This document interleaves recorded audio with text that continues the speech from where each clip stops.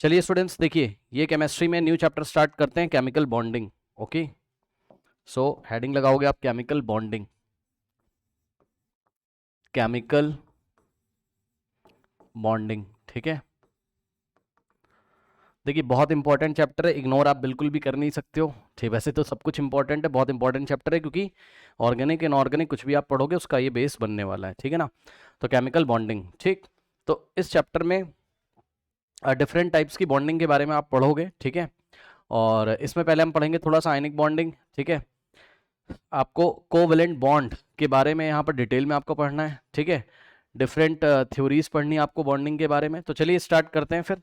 ठीक है ना, एक एक करके। ओके, और बहुत इंपॉर्टेंट चैप्टर है, इसमें आपको प्रैक्टिस भी करनी पड़ेगी, चीज़ों को याद भी रखना पड़ेगा। ठीक है ना, तो ये सारी चीज़ें, उसके अलावा तरह तरह के बॉन्ड और आप पढ़ोगे। ठीक है ना, जैसे कि हाइड्रोजन बॉन्ड। ठीक है, वीक वॉन्डरवॉल इंट्रैक्शन तो आपको मैं पहले भी लास्ट चैप्टर में बता चुका हूँ, एंड सो ऑन टू। ठीक है, चलिए स्टार्ट करते हैं। नाउ सबसे पहले अब देखिए जरा, केमिकल बॉन्ड क्या होता है। ठीक, तो केमिकल बॉन्ड आपको पता है, वही क्लास 10th वाला है, ज़्यादा टेंशन है नहीं कुछ भी। कोई केमिकल बॉन्ड क्या होता है बताइए? Force of attraction. ठीक, force of attraction, two atoms होंगे, वो एक दूसरे के द्वारा एक फोर्स ऑफ अट्रैक्शन से जुड़े होंगे, जिसको केमिस्ट्री में क्या नाम दिया जाएगा? Chemical bond. बस। अब बॉन्डिंग क्यों होती है, तो ये सब कहानियां आपको क्लास 10th में पता है। बॉन्डिंग क्यों होती है? स्टेबिलिटी गेन करने के लिए। कोई भी एटम स्टेबिलिटी चाहता है, इसलिए वो बॉन्डिंग किसी दूसरे एटम के साथ करता होगा। ठीक है, तो आइए इसको टेक्निकली स्टार्ट करते हैं, ये सब बेसिक चीज़ें हैं। ठीक है, तो ये सब बातें आपको पता है। ध्यान से चेक करिए बच्चों, जैसे कि मान लीजिए, आइए इसको नोट कर लेते हैं। ठीक, what is chemical bond? What, सवाल ये है बच्चों, व्हाट इज केमिकल बॉन्ड? ठीक, केमिकल बॉन्ड क्या है? Why bonds are formed? Why bonds are formed? Correct. Now चलिए सबसे पहले हम नोट करते हैं बच्चों, केमिकल बॉन्ड क्या है। It is a type of force of attraction. Chemical, अब ये सब कोई नई चीजें नहीं है, है ना, ये सब हम लोगों ने क्लास 10th में पढ़ा हुआ है। लेकिन हाँ, सब कुछ क्लास 10th वाला नहीं है, कुछ नया भी आपको देखने को मिलेगा। सो chemical bond, it is force of attraction. It is force of attraction with which hold atoms, which hold या holds, which holds atoms in a molecule in a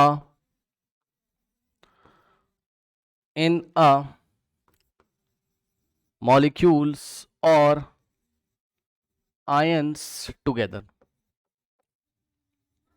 ठीक, देखिए किसी मॉलिक्यूल में या किसी आयन में, कोई आयन भी हो सकता है, क्योंकि आपको पता है आयन्स, जैसे कि मान लीजिए सल्फेट आयन है बच्चों, SO4 2-। ठीक, तो इसमें भी तो एटम्स हैं, ऑक्सीजन के 4 एटम, सल्फर का 1 एटम। ठीक, तो कोई मॉलिक्यूल हो या आपका कोई आयन हो, उसमें एटम्स को होल्ड करने वाला जो फोर्स है, उसी को हम क्या बोलते हैं? एटम्स को आपस में जो बांध के रखता है, उसको हम क्या बोलते हैं? फोर्स ऑफ अट्रैक्शन बोलते हैं। ये बड़ी बेसिक सी बात है।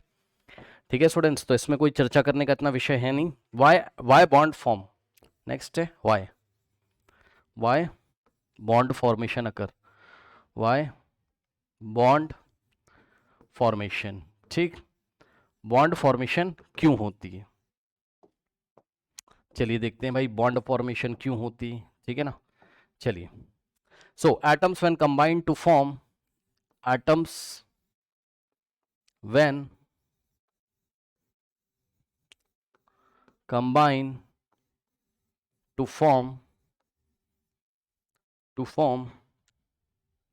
a chemical bond, a chemical a chemical bond, okay, a chemical bond, they loses energy। देखिए इस बात को मैं आपको समझाता हूं। देखिए बच्चों, जब भी दो एटम आएगा, देखो केमिस्ट्री और फिजिक्स में आप समझ लो, कोई भी सिस्टम, जब आप केमिस्ट्री फिजिक्स आप पढ़ रहे हो, ठीक है बच्चों, कोई भी सिस्टम स्टेबल तभी होगा वो जब वो लोअर एनर्जी स्टेट में होगा। ये बात मैंने आपको चैप्टर नंबर 1 और 2 में भी बताई है, सुन लीजिए ध्यान से। कोई भी सिस्टम स्टेबल तब होगा वो जब वो लोअर एनर्जी स्टेट में होगा। ठीक, मतलब कोई भी सिस्टम स्टेबल तभी होगा जब वो लोअर एनर्जी स्टेट में होगा, मतलब वो एनर्जी रिलीज करना चाहता है। जैसे आप अपनी जिंदगी से टेंशन को रिलीज करना चाहते हो, टेंशन कम से कम रखना चाहते हो, ऐसे ही कोई सिस्टम, ठीक है। सिस्टम से हमारा तात्पर्य क्या है? सिस्टम से हमारा मतलब है मॉलिक्यूल या आयन, ठीक। तो कोई मॉलिक्यूल या आयन जब बन रहा होगा उस टाइम बहुत ज्यादा अमाउंट में एनर्जी रिलीज हो रही होगी, एनर्जी सिस्टम से बाहर निकल रही होगी, ठीक। तो सिस्टम स्टेबल होगा। यही बात यहां पे मैं आपको लिखवा रहा हूं।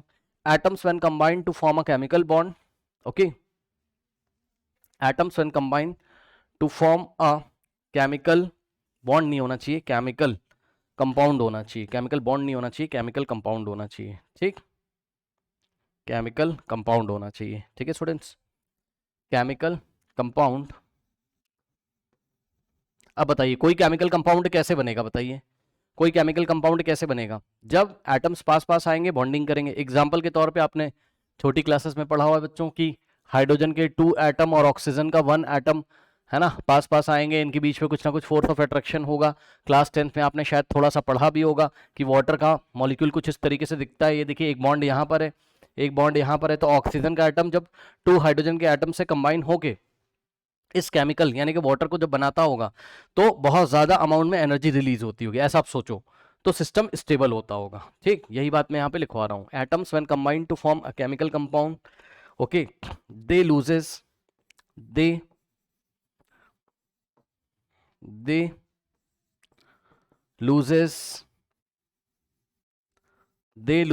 energy which stabilizes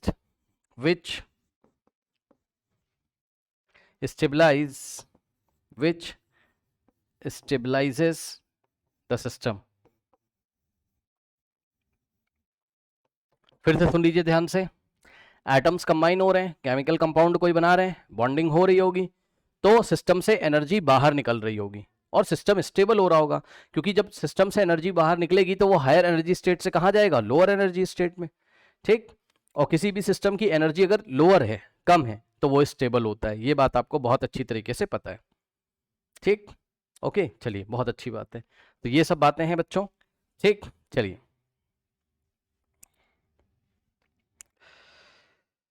दो बातें यहां पर नोट करेंगे। नंबर 1, क्या? Molecules are more stable than atom. Molecules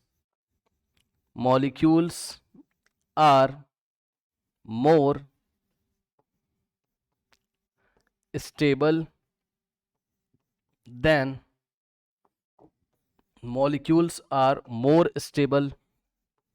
then atoms. अब ये बात भी आपको पता है। अब यहीं पे एग्जांपल देख लीजिए बच्चों, ठीक। ये हाइड्रोजन के 2 एटम है, ऑक्सीजन का 1 एटम है। अब ये अगर अकेले बैठे हैं तो अनस्टेबल है, अगर ये अकेले बैठे हुए हैं तो अनस्टेबल है, ठीक। या उतने स्टेबल नहीं, अगर कोई एटम मान लो स्टेबल भी होगा, उतना स्टेबल नहीं है जब वो मॉलिक्यूल बना के होता है। मतलब यही दोनों हाइड्रोजन के एटम बच्चों और ऑक्सीजन का एटम जब वाटर का मॉलिक्यूल बना देते हैं ना, तब यहां पे इनको ज्यादा स्टेबिलिटी मिलती है। क्यों? इनका एनर्जी लेवल कम हो जाता है, इनका एनर्जी लेवल बच्चों यहां पर कम हो जाता है, ठीक है ना। बस यही है, और क्या, यही बात यहां पर लिखी हुई है कि molecules are more stable than atoms, ठीक। दूसरी बात आपको नोट करनी, all attractive forces are not chemical bond. All attractive forces are not chemical bonds, ठीक। देख लीजिए बच्चों, जितने भी अट्रैक्टिव फोर्सेस देखोगे, जरूरी नहीं कि वो केमिकल बॉन्ड्स हों, सभी अट्रैक्टिव फोर्स केमिकल बॉन्ड नहीं होते हैं, ठीक है ना। जैसे कि बच्चों हाइड्रोजन बॉन्ड और वीक वंडरवॉल फोर्सेस जो होते हैं, वीक वंडरवॉल फोर्सेस इसका बेस्ट एग्जांपल है। वीक वंडरवॉल फोर्सेस, अब बच्चों मान लीजिए दो मॉलिक्यूल्स के बीच में वीक वंडरवॉल फोर्सेस हैं, तो वो अट्रैक्ट तो हो रहे हैं, लेकिन बहुत वीक फोर्सेस से अट्रैक्ट हो रहे हैं, तो वो केमिकल बॉन्ड नहीं है, बस वो एक तरीके का इंट्रैक्शन है बस। तो मोटी मोटी बात यह है कि हर एक force of attraction chemical bond नहीं होता है। अभी मैं आपको लिखवा देता हूं, ठीक है ना। चलिए, इसका आप स्क्रीनशॉट ले लीजिए, फटाफट स्क्रीनशॉट ले लीजिए, इसका ले लिया। चलो, अब देखिए स्टूडेंट्स, यहां पर चलिए, अब यहां हम एक काम करते हैं, ठीक। अट्रैक्टिव फोर्सेस को हम दो कैटेगरी में डिवाइड करते हैं। मैंने आपको बताया ना, सारे के सारे जो आपके अट्रैक्टिव फोर्सेस हैं वो केमिकल बॉन्ड नहीं होते, ठीक। सो देखिए, ये हैं आपके क्या, अट्रैक्टिव फोर्सेस, ठीक। और अट्रैक्टिव फोर्सेस को यहां पर बच्चों आपने कैटेगराइज किया, मान लीजिए दो कैटेगरी में, एक ये रही आपकी और दूसरी कैटेगरी आपकी यहां पर है, ठीक है ना। मान लीजिए स्टूडेंट्स यहां पर हमने दो कैटेगरीज बनाई, क्या, एक स्ट्रॉन्ग फोर्सेस की, ठीक, और दूसरी कैटेगरी हमने बनाई क्या, वीक इंट्रैक्शन, आप इसको बोल सकते हो वीक इंट्रैक्शन। अब ये क्या बात हो गई, देखिए जैसे मान लीजिए आपने किसी से फ्रेंडशिप कर ली, ओके, आपकी दोस्ती हो गई किसी से, है ना भाई। अब आपकी दोस्त, मान लीजिए आपकी दोस्ती हो गई किसी से, आपका बहुत अच्छा दोस्त है कोई, तो क्या हो गया, बॉन्डिंग हो गई। क्या हो गई, बॉन्डिंग हो गई। ये देखिए स्ट्रॉन्ग फोर्सेस हो गए, मतलब स्ट्रॉन्ग बॉन्डिंग हो गई आपके उसके बीच में, ठीक। आप उसके साथ घूमने जाते हो, खेलते हो, है ना, या स्टडी करते हो वगैरह वगैरह, ठीक है ना, ये चीज़ हो गई। अच्छा, ये क्या हुआ इंट्रैक्शन का मतलब, इंट्रैक्शन का मतलब ये है कि जैसे मान लो आपकी क्लास में कोई नया बच्चा आया, अब बस आपकी दोस्ती नहीं, लेकिन हाँ उससे बातचीत हो जाती है कभी कभी, है ना, इतनी मतलब उसके साथ खाना वाना शेयर नहीं करते हो आप, लंच वंच शेयर नहीं करते हो, ठीक है, बस ऐसे इंट्रैक्शन है, कभी बात कर लिया, अपना बात कर लिया, बस ऐसे ही, उसने आपको हाय हेलो बोल दिया, बस ऐसे ही चल रहा है, ठीक। तो वीक इंट्रैक्शन में आ गया वो। वीक इंट्रैक्शन मतलब एक दूसरे को किसी फोर्स से बस प्रभावित करना, ये इसको थोड़ा सा अट्रैक्ट कर रहा होगा, ये इसको थोड़ा सा अट्रैक्ट कर रहा होगा, ठीक है, बहुत अच्छी वहां फोर्स ऑफ अट्रैक्शन नहीं है, ये वीक है और ये स्ट्रांग है। तो स्ट्रांग फोर्सेस जहां पर आपको देखने को मिलेंगे वही आपके केमिकल बॉन्ड्स होंगे, ये वाले आपके केमिकल बॉन्ड नहीं होंगे, ठीक। जहां पर आपको स्ट्रांग फोर्सेस देखने को मिलेंगे वही आपके केमिकल बॉन्ड्स हैं, वही आपको पढ़ना है डिटेल में। देखिए बच्चों, तो यहां पर आ जाइए आप, फर्दर इसको आप डिवाइड करिए। स्ट्रॉन्ग फोर्सेस में यदि आप आओगे तो आपको कौन कौन से यहाँ देखने को मिलेंगे, चलिए, तो यहां पर आपको देखने को मिलते हैं students ionic bond, ionic bond लिख दे रहा हूं, आप समझ जाना, आयनिक बॉन्ड, ठीक है स्टूडेंट्स। दूसरा है आपका यहाँ कोवेलेंट बॉन्ड, नाम भी आप लोगों ने सुने होंगे, ठीक। दूसरा आपका क्या, कोवेलेंट बॉन्ड, ठीक। अब इस पे आप स्टार लगा लो, इसको आपको डिटेल में पढ़ना है, यही पढ़ना ही है इस चैप्टर में बहुत ज्यादा डिटेल में, ठीक, कोवेलेंट बॉन्ड। नेक्स्ट है बच्चों कोऑर्डिनेट बॉन्ड, ठीक, कोऑर्डिनेट बॉन्ड थोड़ा बहुत आप यहां देखोगे, एंड रिमेनिंग कोऑर्डिनेट बॉन्ड आप पढ़ोगे कहां, क्लास 12th में डिटेल में, ठीक। नेक्स्ट है स्टूडेंट्स आपका मेटालिक बॉन्ड, ठीक। अब नाम से ही आपको पता चल रहा है कि मेटालिक बॉन्ड कहां होते होंगे, मेटल्स में, मेटालिक बॉन्ड, ठीक, ये कहां होते होंगे आपके मेटल्स में, ठीक। तो ये देख लीजिए। और वीक इंट्रैक्शन में यदि आप आओगे, सो वीक इंट्रैक्शन में आपको मिलने वाला है यहां पर क्या क्या, हाइड्रोजन बॉन्ड और बच्चों वॉन्डरवॉल फोर्स ऑफ अट्रैक्शन, ठीक। सो यहां आपको मिलेगा हाइड्रोजन बॉन्ड,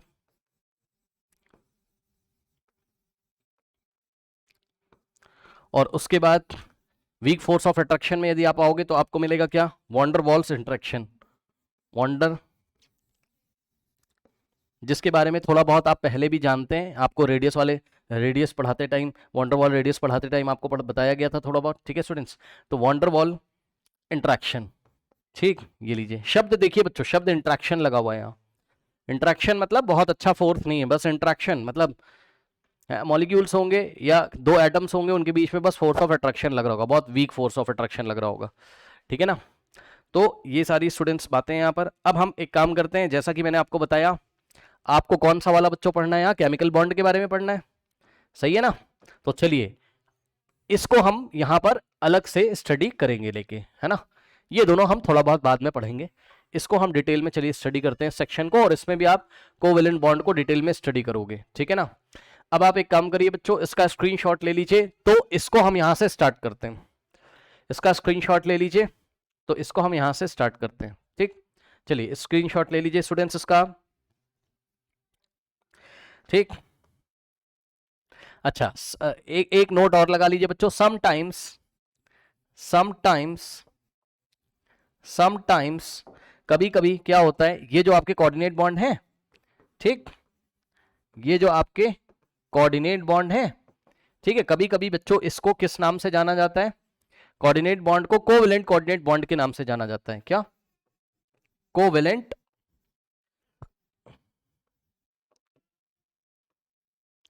कोऑर्डिनेट बॉन्ड के नाम से जाना जाता है, कभी कभी इसको कोवेलेंट कोऑर्डिनेट बॉन्ड के नाम से जाना जाता है, किसको, कोऑर्डिनेट को। तो याद रखिए बच्चों, कोई कोऑर्डिनेट बॉन्ड बोले या कोवेलेंट कोऑर्डिनेट बॉन्ड बोले, बात क्या है, सेम है। इसका स्क्रीनशॉट ले लीजिए स्टूडेंट्स फटाफट, इसका स्क्रीनशॉट ले लीजिए स्टूडेंट्स यहाँ पर। बस अब यही पढ़ाने जा रहा हूँ बच्चों आपको, है ना। टाइप्स ऑफ बॉन्ड में यही आएगा आपका एक एक करके, ठीक। आयनिक पढ़ाएगा, फिर कोवेलेंट पढ़ाएगा, फिर कोऑर्डिनेट थोड़ा बहुत आपको, फिर मेटालिक, ठीक। चलिए, और इसमें कोवेलेंट ही आपका डिटेल में चलेगा, याद रखिएगा। कोवेलेंट से ही आपके सवाल आएंगे एग्जाम में, ठीक। चलिए आइए स्टार्ट करते हैं। तो बच्चों यहाँ पर हेडिंग लगाएंगे टाइप्स ऑफ बॉन्ड। क्या? टाइप्स ऑफ बॉन्ड, ठीक। Types of bond, okay students. चलिए आइए स्टार्ट करते हैं। नंबर 1 हेडिंग लगाएंगे स्टूडेंट्स आयनिक बॉन्ड। अब बताइए बच्चों, आयनिक बॉन्ड। अच्छा, आयनिक बॉन्ड थोड़ा सा यदि आप पीछे चल के एक बार फिर से देख लो तो मैं आपको बताना चाहूंगा। आयनिक बॉन्ड बच्चों, आपको अगर आप स्क्रीनशॉट दोबारा लेना चाहो तो ले सकते होगे। आयनिक बॉन्ड आपका बनेगा किसके किसके बीच में? मेटल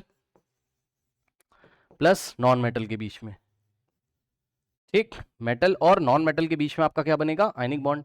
आपको पता है मेटल इलेक्ट्रॉन देगा, नॉन मेटल लेगा। मेटल के ऊपर पॉजिटिव और नॉन मेटल के ऊपर नेगेटिव चार्ज आएगा, दोनों अट्रैक्ट कर लेंगे, ठीक। ये आपने क्लास 10th में भी पढ़ा होगा। इसके बाद कोवेलेंट बनेगा आपका नॉन मेटल के बीच में, नॉन मेटल और नॉन मेटल के बीच में कोवेलेंट बनेगा आपका नॉन मेटल के बीच में, ठीक। उसके बाद जो कोऑर्डिनेट बॉन्ड है वो आपका मेटल और नॉन मेटल, और ठीक, ये आपका बन सकता है non metal and non metal के बीच में बन सकता है, ठीक है। और नॉन मेटल मेटल के बीच में बन सकता है, non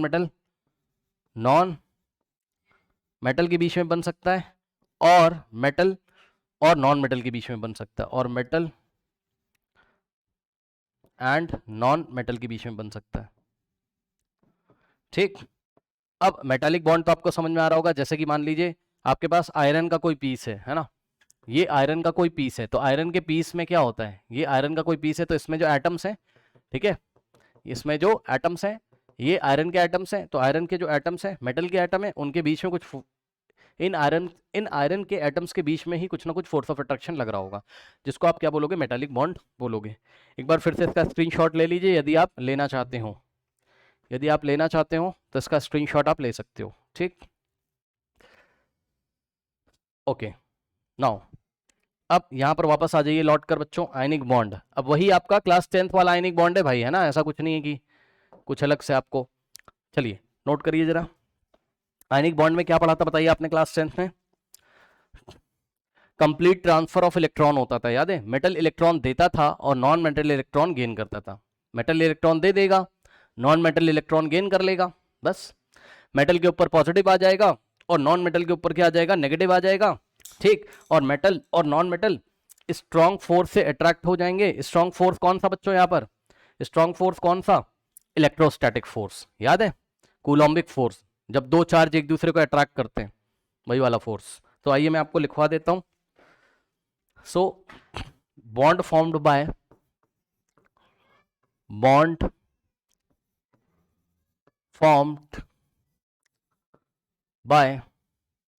complete transfer, bond formed by complete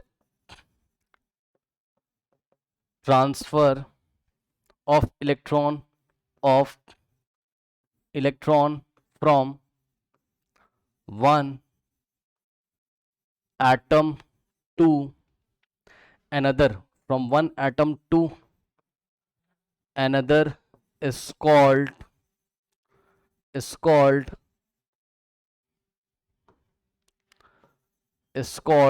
ionic bond, is called ionic bond। एक एटम से दूसरे एटम पर टोटली इलेक्ट्रॉन कंप्लीटली ट्रांसफर हो जाएगा, ठीक है ना। ओके, आइए एग्जांपल दिखाते हैं बच्चों। मैग्नीशियम, अब मैग्नीशियम का इलेक्ट्रॉनिक कॉन्फ़िगरेशन सभी बच्चों को पता है 2 8, 2। तो मैग्नीशियम के आउटर मोस्ट में 2 इलेक्ट्रॉन होते हैं, याद है। तो बस मैंने वैलेंस शेल के इलेक्ट्रॉन को दिखाया है जो आउटर मोस्ट में होते हैं, 2 इलेक्ट्रॉन। और क्लोरीन के आउटर मोस्ट में कितने होते हैं बच्चों? क्लोरीन के आउटर मोस्ट में कितने होते हैं? 7। तो ये देखिए 1 2 3 4 5 6 और 7। अब क्या होगा? ये दोनों इलेक्ट्रॉन ये यहां चले जाएंगे, दोनों इलेक्ट्रॉन, ठीक। ये दोनों इलेक्ट्रॉन बच्चों, ये दोनों के दोनों इलेक्ट्रॉन मैंने सर्कल कर दिया दिखाने के लिए। ये दोनों के दोनों मैग्नीशियम ट्रांसफर कर देगा किसको? क्लोरीन को, ठीक, तो क्या हो जाएगा बताइए, क्या हो जाएगा यहाँ से, ठीक। या क्लोरीन से अच्छा एग्जांपल आप ऑक्सीजन का लो, क्योंकि क्लोरीन तो एक ही इलेक्ट्रॉन लेता है ना, ऑक्सीजन आपका 2 इलेक्ट्रॉन लेता है, ठीक। ऑक्सीजन के आउटर मोस्ट में कितने इलेक्ट्रॉन होते हैं, 8, सॉरी 6। ऑक्सीजन के आउटर मोस्ट में 2 2 2 6 2,6 होता है ना, ठीक। तो ये दोनों इलेक्ट्रॉन ये इसको दे देगा, ठीक। तो ऑक्सीजन 2 इलेक्ट्रॉन यहाँ पर ले लेगा, तो बच्चों यहाँ मैग्नीशियम के ऊपर कितना चार्ज आ जाएगा, चेक कर लीजिए।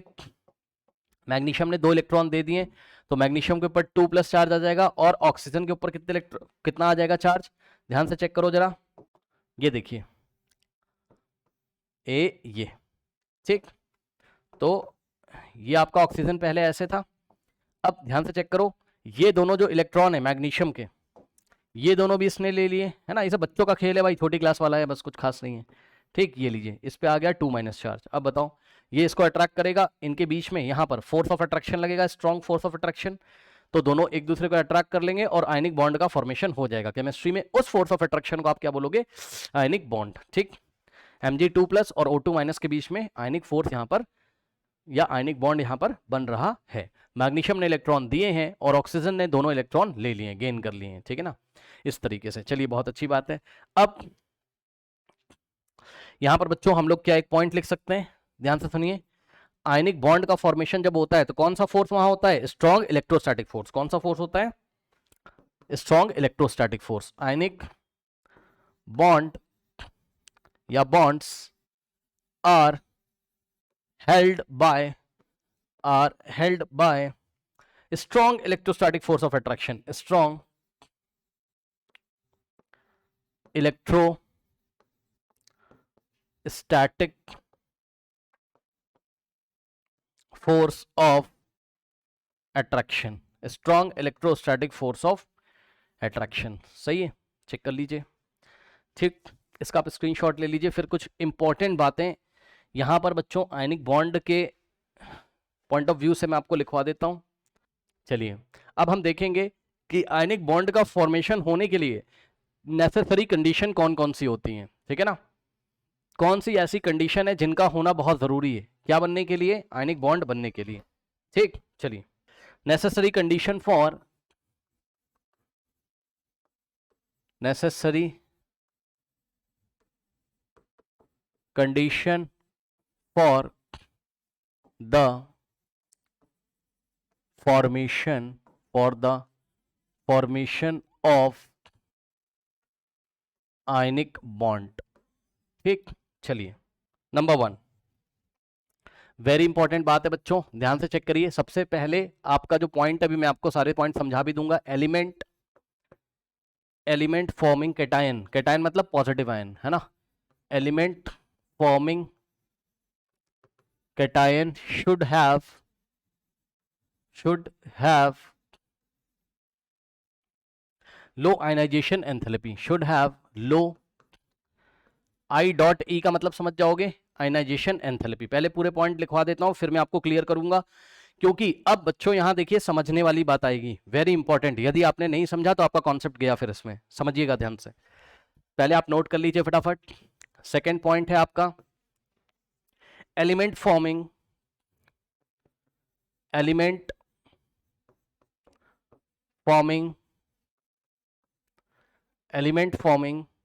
anion should have anion मतलब negative ion, should have high electron enthalpy, should have high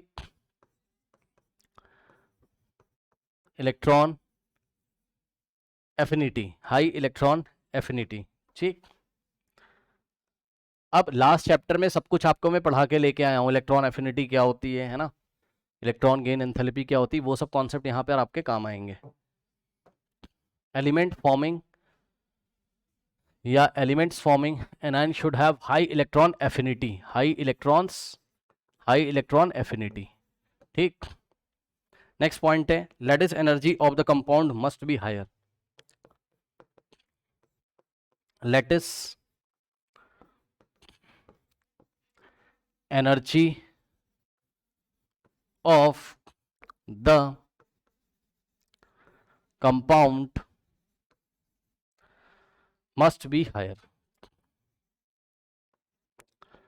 must be higher. अब समझ लीजिए जरा क्या चल रहा है, थोड़ा सा समझ लीजिए, अभी मैं न्यूमेरिकल वैल्यू के साथ आपको बताऊंगा, ठीक, ध्यान से सुनो। कह रहा है element having cation should have low ionization energy. खुद सोचो भाई, यहां पर देखिए, ये जो बच्चों एलिमेंट है कौन सा, मैग्नीशियम, जो कि यहां कैटायन बना रहा है, कैटायन मतलब पॉजिटिव आयन, इसकी लो आयनाइजेशन एनर्जी होनी चाहिए। लो आयनाइजेशन एनर्जी भाई होनी ही चाहिए, ठीक। इसको जब आप आयनाइज करोगे मतलब इससे इलेक्ट्रॉन निकाल रहे हो, तो भाई आपको सिस्टम को एनर्जी देनी पड़ रही है ना, तो आप चाहोगे कम से कम एनर्जी देनी पड़े, खुद सोचो, ठीक। कम से कम एनर्जी देके इलेक्ट्रॉन निकल जाना चाहिए, यही बात लिखी हुई है, ठीक। उसके बाद जब ये इलेक्ट्रॉन निकल जाए तो सामने जो बैठा हो, जो एनायन बना रहा है, जैसे कि ऑक्सीजन जो एनायन बना रहा है, उसकी इलेक्ट्रॉन एफिनिटी बहुत ज्यादा होनी चाहिए। हाँ, इलेक्ट्रॉन एफिनिटी मतलब इलेक्ट्रॉन को पसंद करना। सामने वाला जो बंदा बैठा हुआ है वो इलेक्ट्रॉन को लेना भी तो चाहिए। अगर सामने वाले बंदे को इलेक्ट्रॉन पसंद नहीं है तो इलेक्ट्रॉन निकाल के करोगे क्या आप, ठीक। तो सामने वाले की इलेक्ट्रॉन एफिनिटी बहुत हाई होनी चाहिए, ध्यान से सुनिए। अगर सामने वाले की इलेक्ट्रॉन एफिनिटी बहुत हाई है, बहुत ध्यान से सुनना, इसकी इलेक्ट्रॉन बहुत एफिनिटी बहुत हाई है, पता है, तो इलेक्ट्रॉन एफिनिटी हाई होने का मतलब क्या है बताइए। इलेक्ट्रॉन एफिनिटी को आप पॉजिटिव नंबर से दिखाते थे, कोई बात नहीं, लेकिन इलेक्ट्रॉन गेन एंथैल्पी को आप नेगेटिव नंबर से दिखाते थे, याद है, ठीक, याद है। इलेक्ट्रॉन एफिनिटी का मतलब इलेक्ट्रॉन को पसंद करना। अगर ये इलेक्ट्रॉन को पसंद करता है तभी तो उसको यहां से इलेक्ट्रॉन निकालोगे, तभी तो भाई फायदा है ना, ये लेगा, वरना दोगे किसको। तो इसकी इलेक्ट्रॉन एफिनिटी बहुत ज्यादा होनी चाहिए। अब सुनो, इलेक्ट्रॉन एफिनिटी ज्यादा होने का मतलब ये है कि इसकी इलेक्ट्रॉन गेन एंथैल्पी, इसकी electron gain enthalpy negative value बहुत ज्यादा होनी चाहिए। इसकी इलेक्ट्रॉन गेन एंथैल्पी की जो नेगेटिव वैल्यू बहुत ज्यादा होनी चाहिए, मतलब ये क्या बता रहे हो सर। अब आप खुद सोचो कि अगर दोनों बातें एक ही बात है कि इसकी इलेक्ट्रॉन एफिनिटी बहुत अच्छी है, या दूसरे शब्दों में बोलें तो इसकी electron gain enthalpy negative value बहुत हाई है, मतलब इसकी electron gain enthalpy negative value बहुत हाई का मतलब क्या है, ये बहुत ज्यादा अमाउंट में एनर्जी रिलीज कर रहा है। नेगेटिव का मतलब एनर्जी बाहर निकल रहा है, ठीक। तो अब आप देखो जरा, आपने इसको कम एनर्जी दी, कम से कम एनर्जी दी, एनर्जी आपको कम सप्लाई करनी पड़ी, ये ज्यादा से ज्यादा एनर्जी निकाल रहा है बाहर। इलेक्ट्रॉन लेते टाइम, जब इलेक्ट्रॉन ले रहा है, बहुत एनर्जी निकाल रहा है। दो बातें हो गई, अच्छी बात है ना। ओवरऑल आंसर कैसा आया, थोड़ी सी एनर्जी दी है, मान लो 5 यूनिट एनर्जी दी है और निकाल रहा है 100 यूनिट, बिल्कुल सही है। 5 दिया आपने, निकाल दिया 100, अच्छी बात है ना। तो ओवरऑल कलेक्शन कितना आया, मैं आपको एक दिखा देता हूं, थोड़ा आपको फील आ जाएगा। यहां पर देखिए, 5 आपने दी, तो जो देते हो आप एंडोथर्मिक प्रोसेस होगा, 5 प्लस का हो जाएगा, और निकाल रहा है कितना 100 का, तो ये एक्सोथर्मिक हो गया। ये कैसा हो गया तुम्हारा, एक्सोथर्मिक। अब बताओ ओवरऑल आंसर कितना आएगा, 5 में आप क्या ऐड करोगे। जस्ट मैं आपको एग्जांपल दे रहा हूं, है ना, जस्ट मैं आपको एग्जांपल दे रहा हूं। 5 माइनस 100 कितना हो गया, -95। अब बताओ भाई आंसर कितना आ रहा है, ओवरऑल प्रोसेस का अभी आंसर कितना आ रहा है, जब दोनों पास पास आ रहे हैं, मतलब इसने इलेक्ट्रॉन दिया और इसने लिया, -95 आ रहा है। और -95 का मतलब क्या होता है, एक्सोथर्मिक। तो सिस्टम कैसा है आपका, एक्सोथर्मिक, बहुत बढ़िया है। एक्सोथर्मिक का क्या मतलब हो गया, ओवरऑल तो एक्सोथर्मिक आ रहा है ना, दोनों का सम करके, मतलब सिस्टम स्टेबल ही तो हो रहा है भाई, सिस्टम स्टेबल ही तो हो रहा है, चेक कर लो, स्टेबल हो रहा है क्योंकि फाइनली एनर्जी रिलीज हो रही है, ठीक। तो ये एक छोटा सा मैंने आपको एग्जांपल दिया, आगे भी बात लिखी हुई है, यहां पे देखिए आगे भी बात लिखी, कह रहा है तीसरी बात तो पढ़ लो इसकी, कह रहा है कि lattice energy of the compound must be higher. अब लैटिस के बारे में थोड़ा बहुत लास्ट क्लास में आपको पढ़ाया हुआ है, ठीक। तो जब इनका लैटिस बन रहा होता है, आयनिक कंपाउंड का जब लैटिस बन रहा होता है, तो उस टाइम एनर्जी भी बहुत हाई होनी चाहिए। सही तो कह रहा है यार, सही तो कह रहा है क्या, अगर लैटिस बन रहा होगा और एनर्जी बहुत ज्यादा है, ठीक, तो अच्छी बात तो है। हाँ, ये तो और अच्छी बात हो गई, सिस्टम और स्टेबल होगा, क्योंकि लैटिस जब बनता था तो एक्सोथर्मिक प्रोसेस होता था, याद है, एनर्जी बाहर निकलती थी। बहुत बढ़िया बात है, एनर्जी और बाहर निकलेगी और सिस्टम की एनर्जी कम हो जाएगी। जब एनर्जी बाहर निकलेगी तो सिस्टम की एनर्जी कम हो जाएगी, स्टेबल हो जाएगा। ये तो मैंने आपको समझाया। अब आइए एक अलग तरीके का एग्जांपल देके आपको समझाते हैं। अब आइए फिर आपको समझ में आया क्या बात हो रही है, ठीक, क्या बात हो रही है। इसकी एनर्जी निकालने में कम से कम एनर्जी देनी चाहिए, आयनाइजेशन एनर्जी कम होनी चाहिए। आप चाहोगे ना सिस्टम को ज्यादा एनर्जी आपको ना देनी पड़े, ठीक है। तो इलेक्ट्रॉन निकालने में कम एनर्जी देनी चाहिए, जो इलेक्ट्रॉन गेन कर रहा है वो हाईली इलेक्ट्रॉन, मतलब उसकी इलेक्ट्रॉन एफिनिटी बहुत ज्यादा होनी चाहिए, मतलब वो इलेक्ट्रॉन को पसंद कर ले, मतलब उसकी इलेक्ट्रॉन गेन एंथैल्पी जो हो जाती है उसका नेगेटिव वैल्यू बहुत हाई होना चाहिए, ठीक। यानी कि वो इलेक्ट्रॉन आराम से गेन करना चाहता है और गेन करके स्टेबल होकर बहुत ज्यादा एनर्जी निकाल देगा। दोनों का सम करोगे, आंसर कैसा आ रहा है माइनस। जस्ट एग्जांपल दे रहा हूं, ये कोई असली एग्जांपल नहीं है, जस्ट एग्जांपल दे रहा हूं। तो ओवरऑल कैसा आ रहा है माइनस में, बहुत अच्छी बात है भाई, ये तो बहुत अच्छी बात है। सिस्टम से एनर्जी बाहर निकल रही है, सिस्टम स्टेबल हो जाएगा, ठीक, क्योंकि आपको पता है कोई भी सिस्टम लोअर एनर्जी स्टेट में जाएगा तो स्टेबल होगा ना, तो अच्छी बात तो है, क्या दिक्कत है बताइए।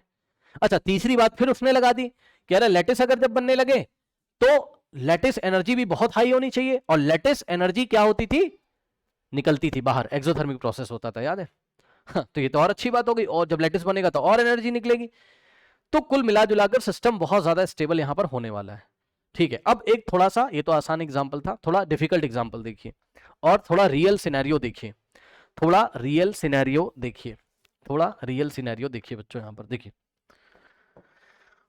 मान लीजिए कि आपको मैंने यहां एग्जांपल दिया कि कोई एटम है, ठीक, हम एक प्रोसेस करने जा रहे हैं यहां पर, और उस प्रोसेस का नाम है एबी सॉलिड फॉर्मेशन, ठीक, एक प्रोसेस करने जा रहे हैं जिसमें हम आपको क्या बना के दिखाएंगे, एबी सॉलिड प्रोसेस। अरे एबी नाम का कोई कंपाउंड है यार, है ना, एबी नाम का कोई आयनिक कंपाउंड है, इसको कह रहा है कि समझो, कैसे समझोगे इसको, ए नाम का कोई एलिमेंट था, गैसियस स्टेट में उसका एटम था, बी नाम का कोई एलिमेंट था, गैसियस स्टेट में उसका एलिमेंट था, ठीक, और इन्होंने फाइनली क्या बनाया, ए बी सॉलिड बना लिया। अब थोड़ा समझिएगा, सबसे पहले बच्चों ए क्या है, मान लीजिए आपका कैटायन है, ठीक, ए आपको क्या देगा बताइए, ए प्लस गैसियस स्टेट में, सही है, ये आपको क्या देगा, ए प्लस गैसियस स्टेट में। आप समझो, यहीं पे आपको कमेंट करना है, जब ये कैटायन बना रहा है तो इसकी आयनाइजेशन एंथैल्पी बहुत कम होनी चाहिए, चेक कर लो भाई, cation should have low ionization enthalpy, ठीक है ना, तो इसकी आयनाइजेशन एंथैल्पी कैसी होनी चाहिए, लो, तो आई होना चाहिए इसका लो, ठीक है भाई, आई होना चाहिए लो। एग्जाम्पल के तौर पे मान लीजिए इसका आयनाइजेशन एंथैल्पी कितना है बच्चों, 10 इलेक्ट्रॉन वोल्ट, कितना है, 10 इलेक्ट्रॉन वोल्ट, ठीक, और यहां पर आइए, ये क्या करेगा, इसने इलेक्ट्रॉन लूज कर दिया तो ये गेन करेगा, यानी कि बी के ऊपर क्या आएगा, माइनस चार्ज, तो बी चला गया अपने आयनिक गैसियस फॉर्म में, ये इस तरीके से, ठीक। तो यहां पर इलेक्ट्रॉन एफिनिटी या इलेक्ट्रॉन गेन एंथैल्पी जो आप बोलना बोल दो। अच्छा, एक चीज और, ये प्लस का आ रहा है, ये प्लस का 10 है, यानी कि एंडोथर्मिक प्रोसेस है, कैसा है, एंडोथर्मिक, आपको पता है ना कि भाई मोस्टली एटम का जो आयनाइजेशन एंथैल्पी होता है वो कैसा होता है, पॉजिटिव, आप एनर्जी दोगे तब तो निकालेगा, ठीक। उसके बाद यहां पर आइए जरा, अब इसने इलेक्ट्रॉन गेन कर लिया, तो इसने इलेक्ट्रॉन जब गेन किया है तो क्या होगा, इसकी इलेक्ट्रॉन एफिनिटी हाई है, दूसरे शब्दों में बोलें तो इसकी इलेक्ट्रॉन गेन एंथैल्पी, इसकी इलेक्ट्रॉन गेन एंथैल्पी की नेगेटिव वैल्यू हाई है। पिछले एग्जाम्पल में तो आपको अच्छा लगा था, यहां पे देखिए 5 आपको देना पड़ रहा था, 100 निकाल रहा था, इस बार थोड़ा सा काम यहां गड़बड़ हो रहा है, देखो जरा क्या, इस बार कुछ ऐसा हो रहा है। पहली बात तो आपको पता है कि ये वाला जो प्रोसेस है ये एक्सोथर्मिक है,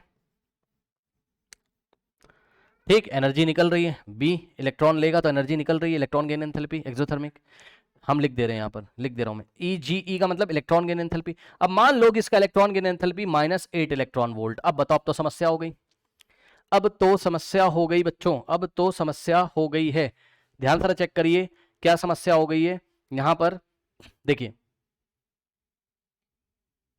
देखिए ध्यान से क्या प्रॉब्लम हो गई, इसको दिया कितना, +10, और इसने निकाला कितना, -8, अगर दोनों का सम करोगे तो कितना आ जाएगा, +10 और +-8।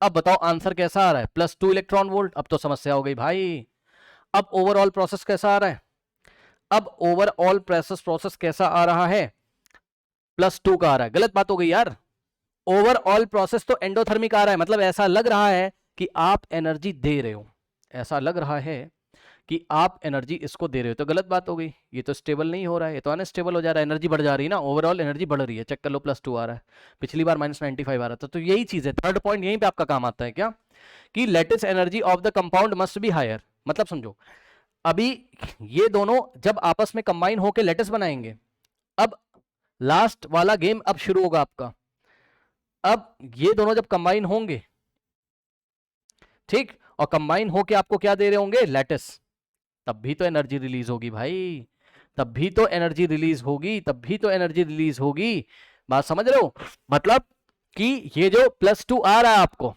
इसको कॉम्पेंसेट करने के लिए, इसकी भरपाई करने के लिए कि कहीं आपको सिस्टम को एनर्जी +2 ना देना पड़ जाए। मतलब समझो आप तो सिस्टम की एनर्जी तो नहीं बढ़ा रहे हो, या दूसरे शब्दों में सिस्टम की ओवरऑल एनर्जी बढ़ तो नहीं जा रही है, तो आप तीसरे पॉइंट को तो ध्यान ही नहीं दिया आपने। भाई तीसरा पॉइंट भी तो बैठा हुआ है, lattice energy of the compound must be higher. मतलब जब लेटिस बन रहा होगा, ये देखिए मैं लिख देता हूं भाई, जब लेटिस बन रहा होगा तब भी तो एनर्जी निकलेगी, इसको क्यों भूल गए हो आप?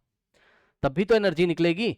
अगर लेटिस फॉर्म हो रहा है, और लेटिस एनर्जी कितनी है, थोड़ा देखिएगा ध्यान से, अगर लेटिस एनर्जी -2 इलेक्ट्रॉन वोल्ट, बस काम बन जाएगा आपका, काम बन जाएगा, ये कॉम्पनसेट हो जाएगा। चेक कर लो यहां से, इसकी यहां से पूरा हो जाएगा वो, ऐसे सोचो आप। ठीक, तो लेटिस फॉर्मेशन हो जाएगा अगर यहां लेटिस एंथैल्पी कम से कम कितनी हो जाए, -2 इलेक्ट्रॉन वोल्ट। अगर इससे ज्यादा है तब भी अच्छी बात है, इससे ज्यादा रिलीज कर रहा है तब तो बहुत ही अच्छी बात है। आइए हम ज्यादा वाला एग्जांपल ही लेके चलते हैं, जिससे आपको अच्छी तरीके से चीजें समझ में आए। ठीक, तो मान लीजिए बच्चों यहां पर लेटिस बनते टाइम इसने एनर्जी निकाली कितनी, -5 इलेक्ट्रॉन वोल्ट। अब बताओ, अब बताओ, अब ओवरऑल कितना हो गया आपके पास? अब जो ओवरऑल प्रोसेस हो रहा है उसको हम लिखेंगे ठीक से थोड़ा सा, यहां पे देखिए। अब ओवरऑल जो प्रोसेस हो रहा है, ध्यान से चेक करो बच्चों, अब आपको समझ में आएगा। सबसे पहले आपने इसको दिया +10 electron volt, ionization enthalpy plus का है। ठीक, उसके बाद इसने गेन किया तो इसकी इलेक्ट्रॉन गेन एंथैल्पी कितनी हो गई, मान लीजिए -8 इलेक्ट्रॉन वोल्ट। ठीक, और प्लस फिर लेटिस भी तो बनेगा, उसको क्यों भूल गए हो आप? लेटिस बनेगा तो एनर्जी बाहर निकालेगा सिस्टम। ठीक, तो लेटिस बनेगा तो -5 इलेक्ट्रॉन वोल्ट। अब बच्चों आंसर निकाल लीजिए कितना आ जाएगा आपका ओवरऑल, तो ओवरऑल आंसर आ जाएगा -3 इलेक्ट्रॉन वोल्ट। अब बताओ, हाँ माइनस में आ रहा है तो सिस्टम क्या कर रहा है, सिस्टम क्या कर रहा है, एनर्जी रिलीज कर रहा है। सिस्टम क्या कर रहा है, एनर्जी रिलीज कर रहा है। So system releases energy, system releases energy. Overall यदि आप देखोगे बच्चों तो एक्सोथर्मिक प्रोसेस हो रहा है इसके लेटिस बनते तक। और अंदर की बात चली, गेम क्या चल रहा है समझो, गेम ये चल रहा है कि इन दोनों का मिलाकर कैसा लग रहा था, एंडोथर्मिक। अब ये +2 का लग रहा है कि सिस्टम कैसा है, एंडोथर्मिक है, मतलब एनर्जी बढ़ रही है उसकी, ऐसा लग रहा है। लेकिन आप तीसरे पॉइंट को भूल गए हो, ये जो +2 है कहां से इसकी भरपाई होगी? सोचो भाई, लेटिस भी तो बन रहा है, उसका तो ख्याल रखो। लेटिस जब बन रहा है तो वहां से एनर्जी जो निकलेगी वो उसको कंपनसेट कर देगी, इसकी भरपाई कर देगी। और ओवरऑल आंसर कैसा आ जाएगा, minus. System lower energy state में चला जाएगा, स्टेबल हो जाएगा। इसलिए जो है आपके आयनिक बॉन्ड बनते होंगे। ठीक, इसलिए आपके आयनिक बॉन्ड यहां पर बनते होंगे। ठीक है स्टूडेंट्स, इसका स्क्रीनशॉट ले लीजिए। अब हम चलते हैं कहां, कोवेलेंट बॉन्ड्स पे। अब हम चलते हैं कहां, कोवेलेंट बॉन्ड पे। आ जाइए, कोवेलेंट बॉन्ड। ठीक है स्टूडेंट्स,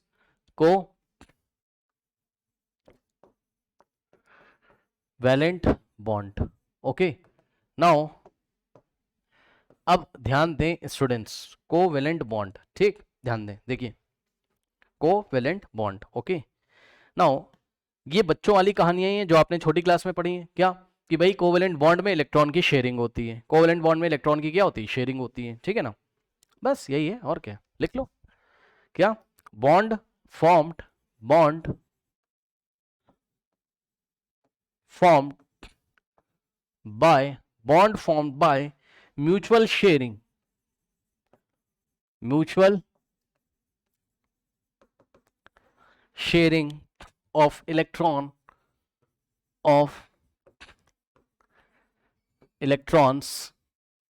between ये तो पढ़ा होगा ना 10th क्लास में, वही डेफिनेशन है। Bond form by mutual sharing of electrons between atoms is called, या among atom is called, is between atoms is called covalent bond, is called covalent bond. ठीक है स्टूडेंट्स, अब बहुत तरीके के एग्जांपल क्लास 10th में आपने पढ़े हुए हैं, 2-3 एग्जांपल ले लेते हैं। देखिए बच्चों, सबसे पहला एग्जांपल जो हम लेते हैं वो लेते हैं हाइड्रोजन का मॉलिक्यूल H2। अब बताइए बच्चों, हाइड्रोजन के मॉलिक्यूल में हाइड्रोजन के कितने एटम है, 2 एटम है। तो एक हाइड्रोजन का एटम यहाँ है, ठीक, इसके आउटर मोस्ट में 1 इलेक्ट्रॉन है, और दूसरा हाइड्रोजन का एटम यहाँ है, इसके भी आउटर मोस्ट में 1 इलेक्ट्रॉन है। ठीक, हाइड्रोजन के आउटर मोस्ट में कितने इलेक्ट्रॉन होते हैं, 1। अब ये वाला हाइड्रोजन क्या करेगा, इसका एक शेयर कर लेगा यहां से, और ये वाला हाइड्रोजन इसका एक शेयर कर लेगा।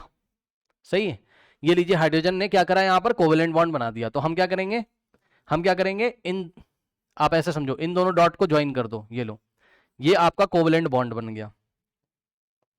ये क्या है, कोवेलेंट बॉन्ड दिखाने का तरीका है। दोनों हाइड्रोजन के एटम के बीच में एक फोर्स ऑफ अट्रैक्शन है, जिसको दिखाने का तरीका है ऐसे एक लाइन ड्रॉ कर देते हैं सिंगल सा, ठीक।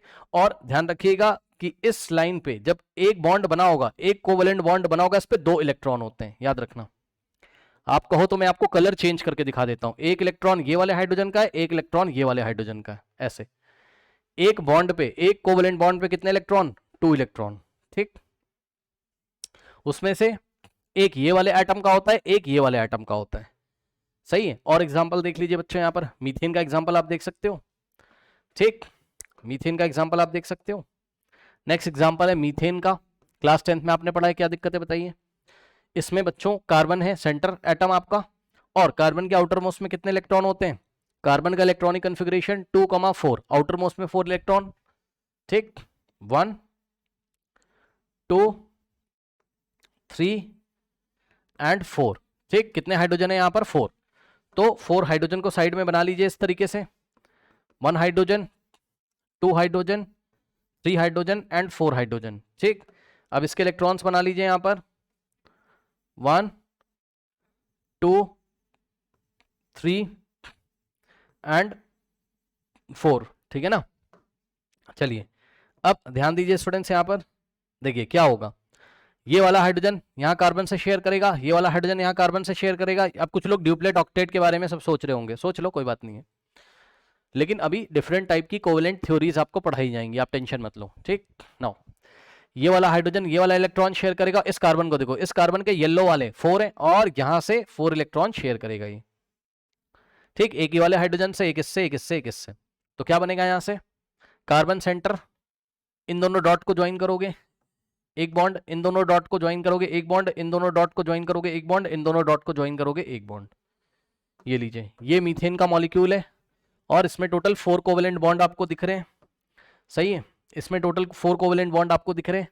सो ये लीजिए, और जैसा कि मैंने आपको बताया कि आपको सोचना है कि एक बॉन्ड के ऊपर 2 इलेक्ट्रॉन है, एक बॉन्ड के ऊपर 2 इलेक्ट्रॉन है। यदि आप बोले तो मैं आपको कलर चेंज करके दिखा दूं, ये देखिए 1 2 3 4, ये कार्बन के हैं, ये आपके हाइड्रोजन के हैं, ठीक। तो एक बॉन्ड के ऊपर आपके पास यहाँ 2 इलेक्ट्रॉन्स हैं, ठीक है स्टूडेंट्स, इस तरीके से, ठीक। चलिए, तो ये बातें हो गई। इसके बाद यहाँ पे 2 पॉइंट नोट कर लीजिए, इसको थोड़ा छोटा कर देते हैं, 2 पॉइंट्स यहाँ छोटे छोटे नोट कर लीजिए। नंबर 1 पॉइंट, कोवेलेंट बॉन्ड को valent bonds are generally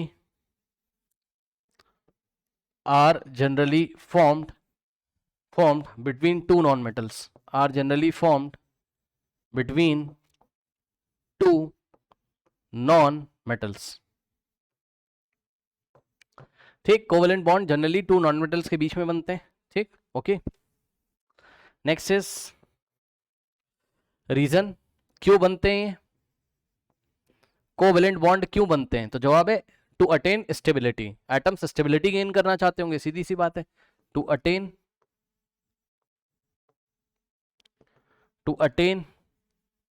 stability, ठीक। स्टेबिलिटी गेन करने के लिए कोवेलेंट बॉन्ड बनते होंगे। स्क्रीनशॉट इसका ले लीजिए बच्चों, ठीक, स्क्रीनशॉट ले लीजिए, फटाफट स्क्रीनशॉट ले लीजिए। चलिए, अब नेक्स्ट जो आपका टॉपिक है वो टॉपिक है क्या आपका, theories related to covalent bond, theories for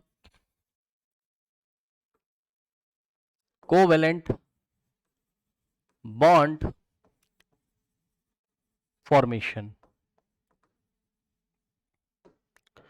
अब ध्यान दें स्टूडेंट्स, आपको भी पता चल रहा है अब क्या चलने वाला है कि कोवेलेंट बॉन्ड क्यों होते हैं, डिफरेंट लोग आएंगे, अपनी अपनी थ्योरीज देंगे। कोई बोलेगा भाई ऐसा होता है इसलिए, मतलब ये कारण है कोवेलेंट बॉन्ड बनने का, ये कारण है, ये कारण है, ऐसे बनता है, वैसे बनता है। फिर डिफरेंट थ्योरीज आती जाएंगी, फेल होती जाएंगी, आपको पता है, फिर न्यू थ्योरीज आती जाएंगी, आपको पता है, बस यही चलने वाला है, ठीक। चलिए, और आते आते कहीं एक फुल एंड फाइनल थ्योरी पे हम स्टॉप करेंगे। ओके चलिए, फिर कोई नई थ्योरी आ जाएगी उसके बाद भी कुछ समय के बाद, ठीक है ना। चलिए, सो नंबर 1 है बच्चों आपका इसमें ऑक्टेट थ्योरी, ठीक है, जो कि आपने क्लास 10th में भी पढ़ के रखा हुआ है। ठीक है बच्चों, नंबर 1 थ्योरी है कोवेलेंट बॉन्ड फॉर्मेशन की, ऑक्टेट थ्योरी। ऑक्टेट थ्योरी, अब इसमें कुछ भी नया ऐसा है नहीं, ठीक है ना। चलिए नोट कर लेते हैं, फिर मैं आपको बता देता हूं थोड़ा सा। ठीक, elements combine to form, elements combine to form, elements combine to form bond as bond, elements combine to form bond as to complete, as to complete, to complete their, to complete their octet, to complete their octet except, except hydrogen atom. Hydrogen atom क्या करता है, अपना duplet complete करता है, except hydrogen, okay, atom which completes, which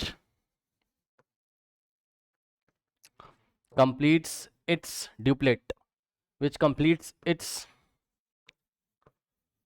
duplet। okay, now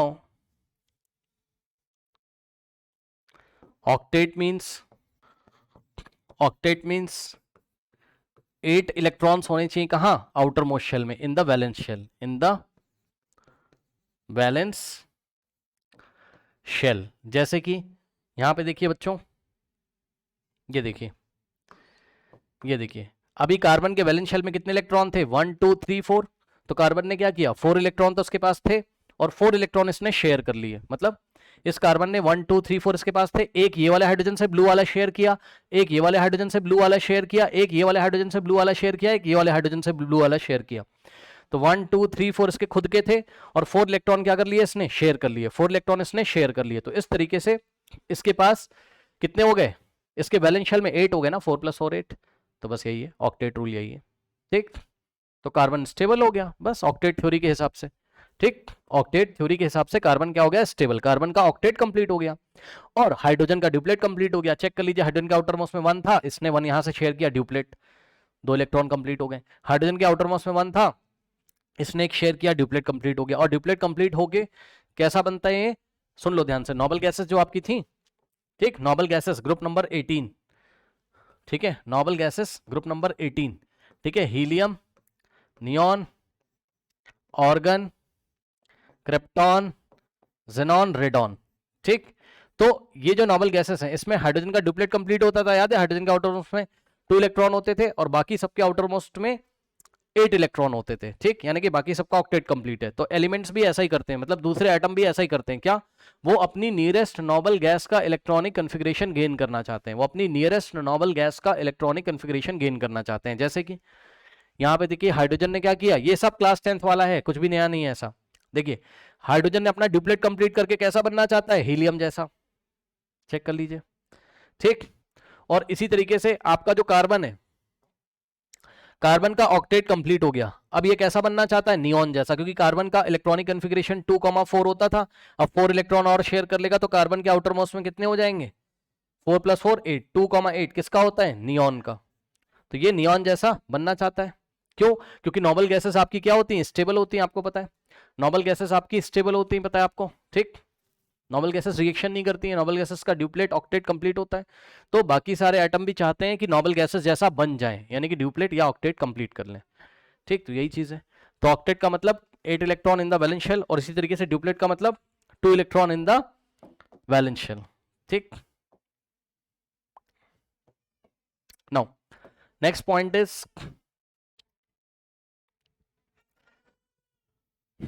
बताया मैंने आपको क्या, कि सभी एटम कैसा बनना चाहते हैं, नोबल गैसेस जैसा। तो नोबल गैसेस जैसा क्यों बनना चाहते हैं, because noble gases are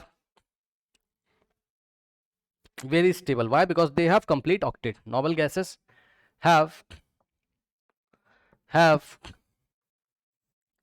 their complete octet, noble gases have their complete octet and they are very stable, and they are very stable। ठीक, नेक्स्ट पॉइंट लिखिए बच्चों यहां पर, all elements try to attain all elements try to attain nearest noble gas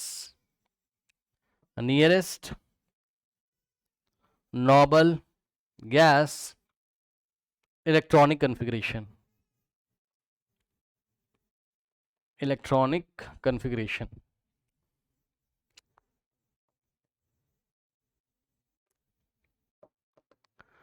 ठीक। तो यही बात मैंने आपको पढ़ाई थी, कोई भी एटम है वो कैसा बनना चाहता है, नियरेस्ट नोबल गैस जैसा बनना चाहता है। जैसे कार्बन ने नियॉन का इलेक्ट्रॉनिक कन्फिगरेशन गेन कर लिया था यहां पर, और हाइड्रोजन ने किसका कर लिया था, हीलियम का। ठीक, इस तरीके से इसका आप स्क्रीनशॉट ले लीजिए, फिर हमने ऑक्टेट रूल देखा। अब कोई भी रूल आएगा तो पता है उसकी लिमिटेशंस होंगी। ठीक, तो चलिए हम लिमिटेशंस देखते हैं, ऑक्टेट रूल की लिमिटेशंस ऑफ ऑक्टेट रूल। फिर कोई नया रूल आ जाएगा, limitations of octet rule. So octet rule की लिमिटेशंस, नंबर 1, बहुत सारी लिमिटेशन है, एक एक करके समझेंगे। लिमिटेशन में नंबर 1 है बच्चों contraction of octet, contraction of octet in complete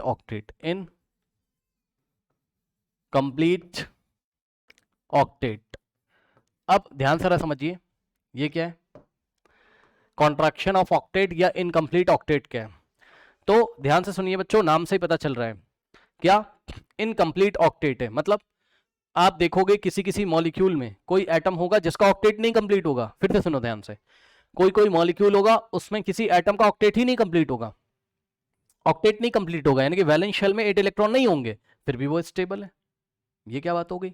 octet rule क्या कहता था, ऑक्टेट रूल कहता था कि भाई देखो वैलेंस शेल में 8 इलेक्ट्रॉन या 2 इलेक्ट्रॉन होने चाहिए। ठीक है, लेकिन किसी मॉलिक्यूल में देखोगे एटम का ऑक्टेट ही नहीं कंप्लीट होगा, उसके बावजूद भी वो मॉलिक्यूल स्टेबल होगा और एग्जिस्ट करता है, नेचर में एग्जिस्ट भी करता है, वो स्टेबल भी है। तो इसका मतलब ऑक्टेट रूल में कुछ ना कुछ कमियां हैं। ठीक, तो पहली कमी ये है, आइए इसके एग्जांपल से देखते हैं। ठीक, चलिए, few compounds are known even, note करिए इसमें, फ्यू कंपाउंड्स आर नोन, यानी कि कुछ कंपाउंड्स, नोन का मतलब स्टेबल है, even their octet is incomplete, even their octet is incomplete, even their octet is incomplete, incomplete. अब मेरी बात ध्यान से सुनिएगा। ठीक, ऐसे कंपाउंड्स का आप बोलोगे हाइपोवैलेंट,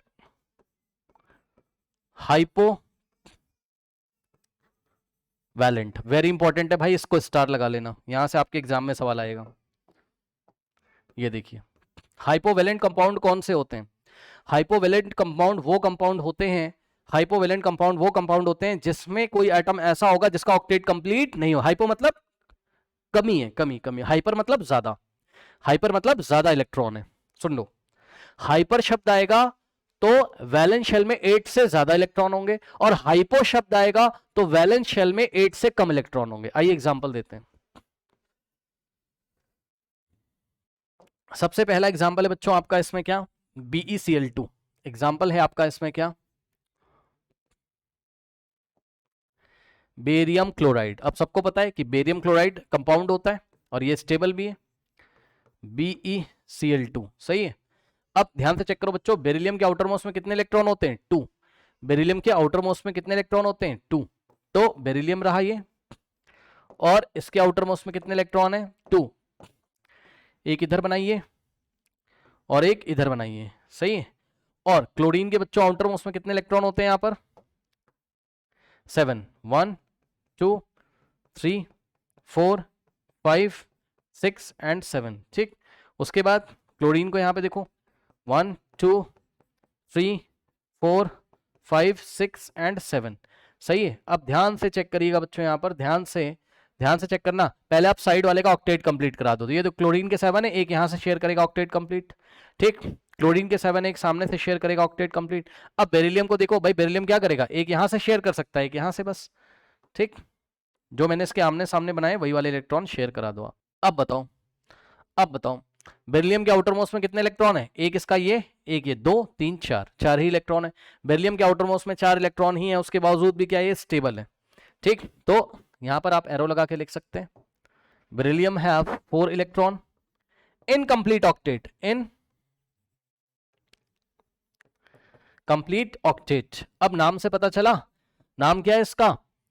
कॉन्ट्रैक्शन ऑफ ऑक्टेट। टॉपिक का नाम क्या है? कॉन्ट्रैक्शन। कॉन्ट्रैक्शन मतलब कॉन्ट्रैक्शन मतलब कमी, ऐसे समझो यार। कॉन्ट्रैक्शन मतलब सिकुड़ के कम हो गया ऐसा कुछ। कम क्या हो गया, बस आप इतना समझो, इलेक्ट्रॉन 8 नहीं है, 8 से कम हो गए। दूसरा नाम क्या है इसका? हाइपोवेलेंट। हाइपो मतलब कम हो गया, इलेक्ट्रॉन कम हो गए। उसके बावजूद भी देखो इसका ऑक्टेट नहीं कंप्लीट है, उसके बावजूद भी ये स्टेबल है, उसके बावजूद भी ये क्या है? स्टेबल है, नॉन कंपाउंड है। इसका मतलब ऑक्टेट थ्योरी पूरी तरीके से सही नहीं है। और एग्जांपल देखिए, फिर आपका क्या? BeF3। दूसरा एग्जांपल है स्टूडेंट्स यहां पर हाइपोवेलेंट में आपका BeF3, BeF3, ठीक। अब ध्यान से यहां पे चेक करिए बच्चों, ठीक। ये रहा आपका बेरिलियम, ठीक। उसके बाद बेरिलियम के आउटर मोस्ट में होते हैं यहां पर आपके पास 2 इलेक्ट्रॉन, ठीक। एक यहां बनाइए, एक यहां बनाइए, ठीक है ना। Oh I am very sorry, beryllium fluoride नहीं, बोरॉन फ्लोराइड कर लो। नहीं बोरॉन नहीं, बेरिलियम फ्लोराइड, यस। सो आप कर लीजिए यहां beryllium fluoride, BeFe3, correct, boron fluoride, okay. Now अब ध्यान से चेक करो, देखो इसके बारे में हम सब डिटेल में आगे चल के पढ़ेंगे, ठीक है ना। चलिए नेक्स्ट एग्जांपल देखिए बच्चों, यहाँ पर बोरॉन फ्लोराइड, हाँ, BeF3। नाउ स्टूडेंट्स ध्यान दें, अब कितने इलेक्ट्रॉन होते हैं बोरॉन का आउटर मोस्ट में? 3। पता है आपको इलेक्ट्रॉनिक कन्फिग्रेशन क्या होता है इसका? 2,3, ठीक। तो बोरॉन के आउटर मोस्ट में कितने इलेक्ट्रॉन है? 3। तो B और बोरॉन के आउटर मोस्ट में 3 इलेक्ट्रॉन है, ओके।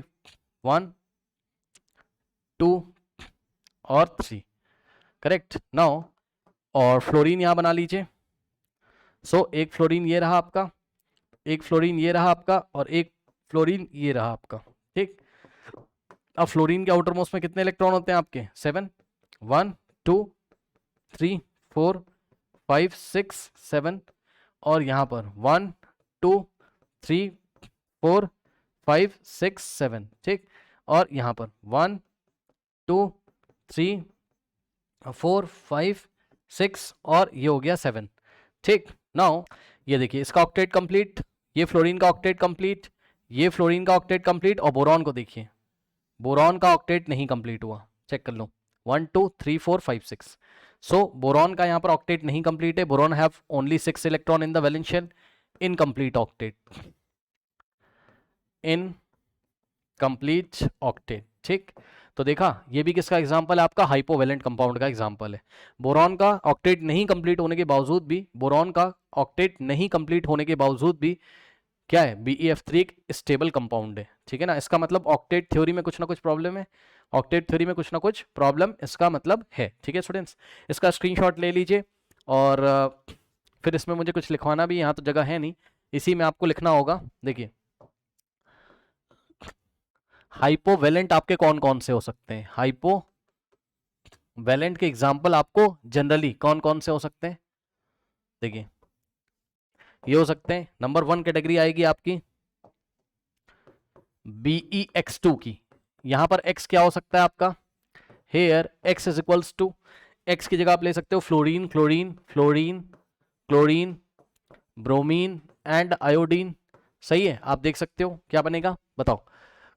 अगर आप x की वैल्यू f लोगे BeF2 बनेगा, x की वैल्यू Cl लोगे तो BeCl2, x की वैल्यू Br लोगे तो Br2 एंड BeI2, इस तरीके से। ठीक, तो ये जितने भी कंपाउंड बनेंगे हाइपोवैलेंट हैं आपके, इनका ऑक्टेट कंप्लीट, बेरिलियम का ऑक्टेट कंप्लीट नहीं होगा इसमें। ठीक है, नेक्स्ट है BeX3, इसमें आपका क्या बनेगा, इसमें आपका बनेगा X Be ना करके आप इसको BX3 कर लो, क्योंकि यहां पर देखिए हमने बोरॉन का फ्लोराइड बनाया है ना, क्योंकि बोरॉन के आउटर मोस्ट में 3 इलेक्ट्रॉन होते हैं ना, तो यहाँ X3 होना चाहिए, तो यहाँ बोरॉन होना चाहिए। ठीक, नो अब यहां पर X क्या क्या हो सकता है, यहाँ पे X क्या क्या हो सकता है आपका, F Cl Br I और इनफैक्ट हाइड्रोजन भी आपका हो सकता है।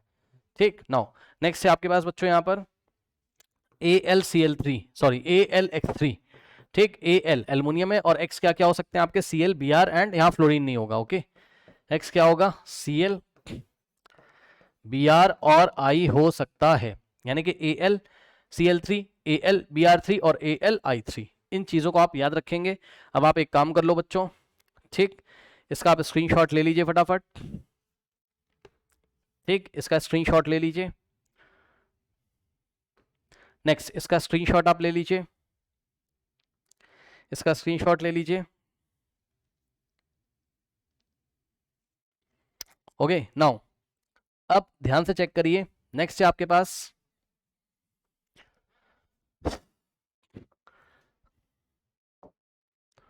नेक्स्ट है बच्चों आपके पास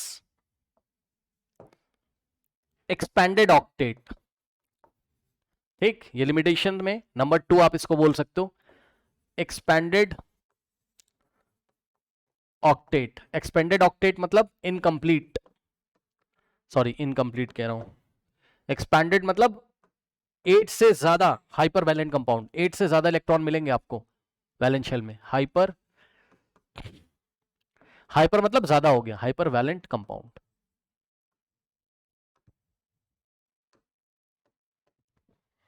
ठीक, हाइपर वैलेंट कंपाउंड, पहले नोट कर ले, those compound in which those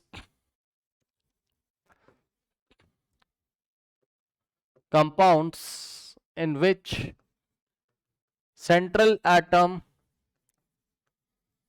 those compounds in which central atom expand its octet, expand its octet are called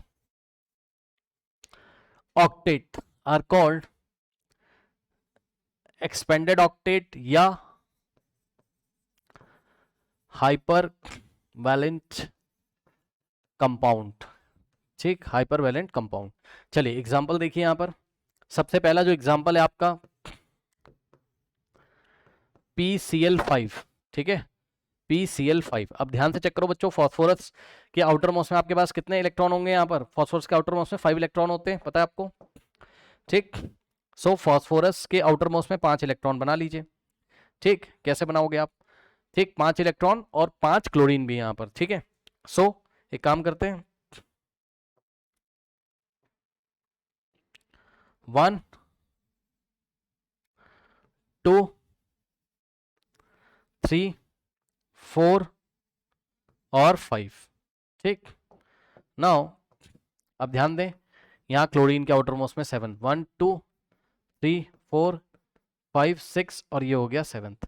फिर यहाँ क्लोरीन के 1 2 3 4 5 6 और 7। ठीक, फिर यहाँ क्लोरीन, सो 1 2 3 4 5 6 एंड 7। फिर यहाँ क्लोरीन 1 2 3 4 5 6 7। फिर यहाँ क्लोरीन 1 2 3 4 5 6 एंड 7। अब आप चेक कर लीजिए बच्चों, ये देखिए क्लोरीन का क्या हो गया, ऑक्टेट कंप्लीट। सही है, इस क्लोरीन का भी क्या हो गया, ऑक्टेट कंप्लीट। इस क्लोरीन का भी ऑक्टेट कंप्लीट, इस क्लोरीन का भी ऑक्टेट कंप्लीट और इस क्लोरीन का भी ऑक्टेट यहाँ कंप्लीट हो गया। लेकिन इस फास्फोरस को देखिए, ठीक, ये जो फास्फोरस है इसके आउटर मोस्ट में 5 थे और 6 7, ये देखो ये 6th 7th 8th 9th और ये हो गया 10th। ठीक, तो इस फास्फोरस के आउटर मोस्ट में एक्सपेंडेड ऑक्टेट हो गया 8 से ज्यादा, 10 इलेक्ट्रॉन्स हो गए इसमें। फिर भी ये स्टेबल है, फिर भी ये क्या है, स्टेबल है। ये लीजिए, ठीक, तो ये एग्जांपल है आपका। आप चाहें तो एरो लगा के लिख सकते हैं। फास्फोरस के पास क्या हो गया यहाँ, 8 से ज़्यादा इलेक्ट्रॉन, यानी कि 10 इलेक्ट्रॉन हो गए। ठीक, तो कौन सा एग्जांपल है, PCl5 हाइपर वैलेंट कंपाउंड का। ये आपका फर्स्ट एग्जांपल है। सेकंड एग्जांपल देखिए, sulphur hexafluoride SF6।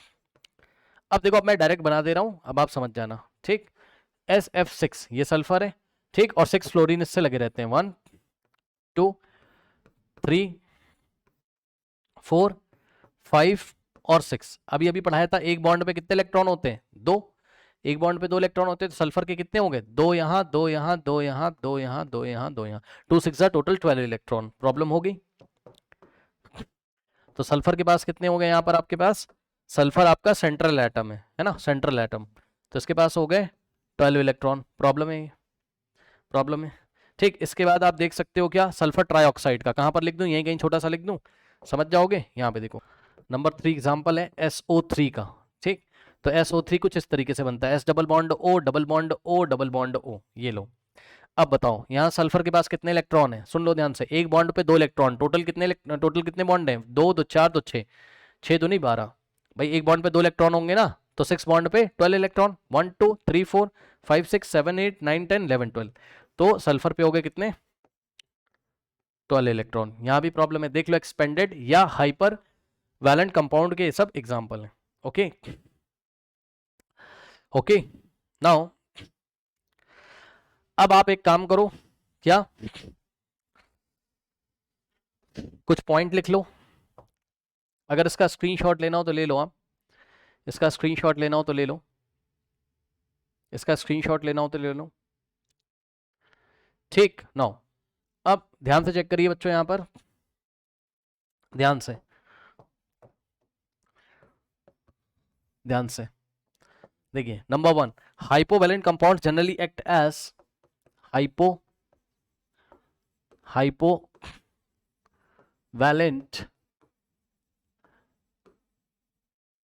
compounds generally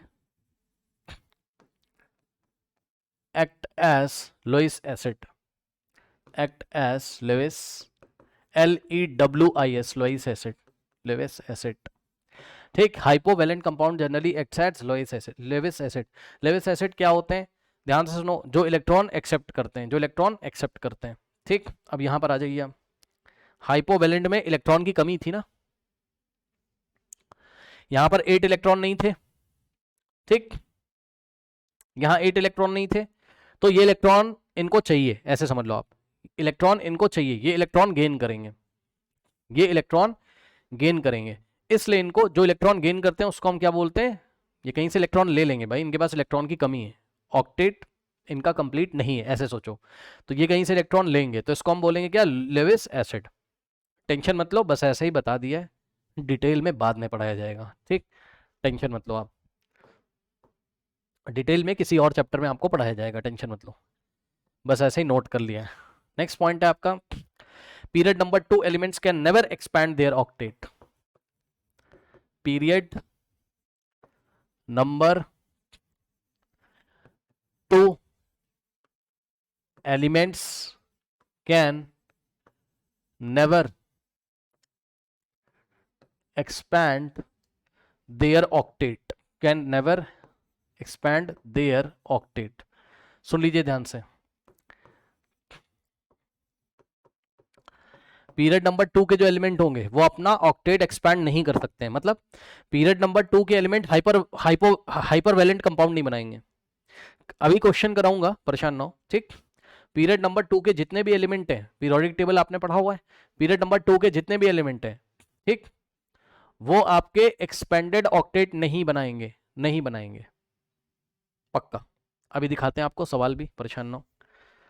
जैसे कि क्वेश्चन सुनिए, क्वेश्चन दिया उसने आपको, 2 पॉइंट है ना, तो क्वेश्चन नंबर 1 आपको दिया उसने, विच of the following compound is, question number 1 है, which of the following compound is, या आर कर दो आप, इज या आर, मतलब एक से ज्यादा ऑप्शन भी हो सकते हैं, हाइपरवैलेंट, आर हाइपर वैलेंट। ठीक, इसमें से कौन से कंपाउंड आपके हाइपर वैलेंट है? हाइपर वैलेंट मतलब समझते हो ना, जिसमें क्या हो,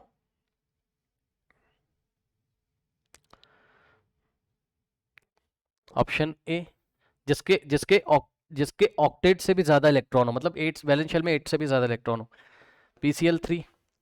ठीक, बी ऑप्शन है IF7, सी ऑप्शन है SF4।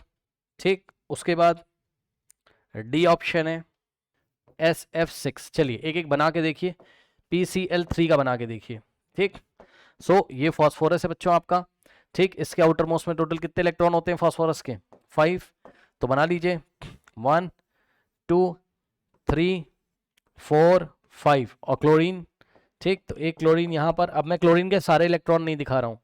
ठीक, अब मैं क्लोरीन का बस एक ही इलेक्ट्रॉन दिखाऊंगा, मतलब समझो यार, यही दिखा रहा हूँ, 6 और हैं इसके पास, यही दिखा रहा हूँ 6 और हैं, यही दिखा रहा हूँ 6 और हैं। ठीक, अब आप चेक कर लो फॉस्फोरस के कितने हो गए, 1 2 ऐसे होगा ना, फॉस्फोरस के 1 2 3 4 5 6 7 8, तो इसका तो ऑक्टेट कंप्लीट है। यहाँ तो फॉस्फोरस का क्या है, 8 इलेक्ट्रॉन कंप्लीट है। ठीक, ऑक्टेट है एक तरीके से। उसने पूछा था आपसे क्या, कि कौन सा हाइपर वैलेंट है, मतलब कहां पर आपको सेंट्रल एटम में 8 से ज्यादा इलेक्ट्रॉन मिलेंगे, इसमें तो मिलेंगे नहीं, ये चला गया ऑप्शन। फिर ऑप्शन बी देखिए, सो ऑप्शन बी में IF7 है, मतलब आई और 1 2 3 4 5 6 और 7। अब चेक कर लो, कम से कम ऐसी बॉन्डिंग होगी, ऐसा आप सोचो। अब कितने इलेक्ट्रॉन हो गए बताओ, आई के पास 14 14, 1 2 3 4 5 6 7 8 9 10 11 12 13 14, तो यहां पर हो गए भाई इसके पास 14 इलेक्ट्रॉन, तो ये चला गया किसमें, हाइपर वैलेंट के लिए क्वालिफाई कर गया। ठीक, तो ये हाइपर वैलेंट हो गया। उसके बाद SF4। ठीक, तो SF4 में कम से कम यहां पर आप देखोगे तो 4 फ्लोरीन होंगे, SF4 है, 4 फ्लोरीन हो गए। और ध्यान से सुनिए, 4 फ्लोरीन के बाद क्या होगा, यहां पर सल्फर के आउटर मोस्ट में टोटल 6 होते हैं, 6 में से 1 यहां चला गया, 2 3 4, तो बचे आपके पास 2 इलेक्ट्रॉन। अब सल्फर के टोटल इलेक्ट्रॉन काउंट कर लीजिए, 1 2 3 4 5 6 7 8 9 10, तो यहां पर हो गए टोटल इसके 10 electron.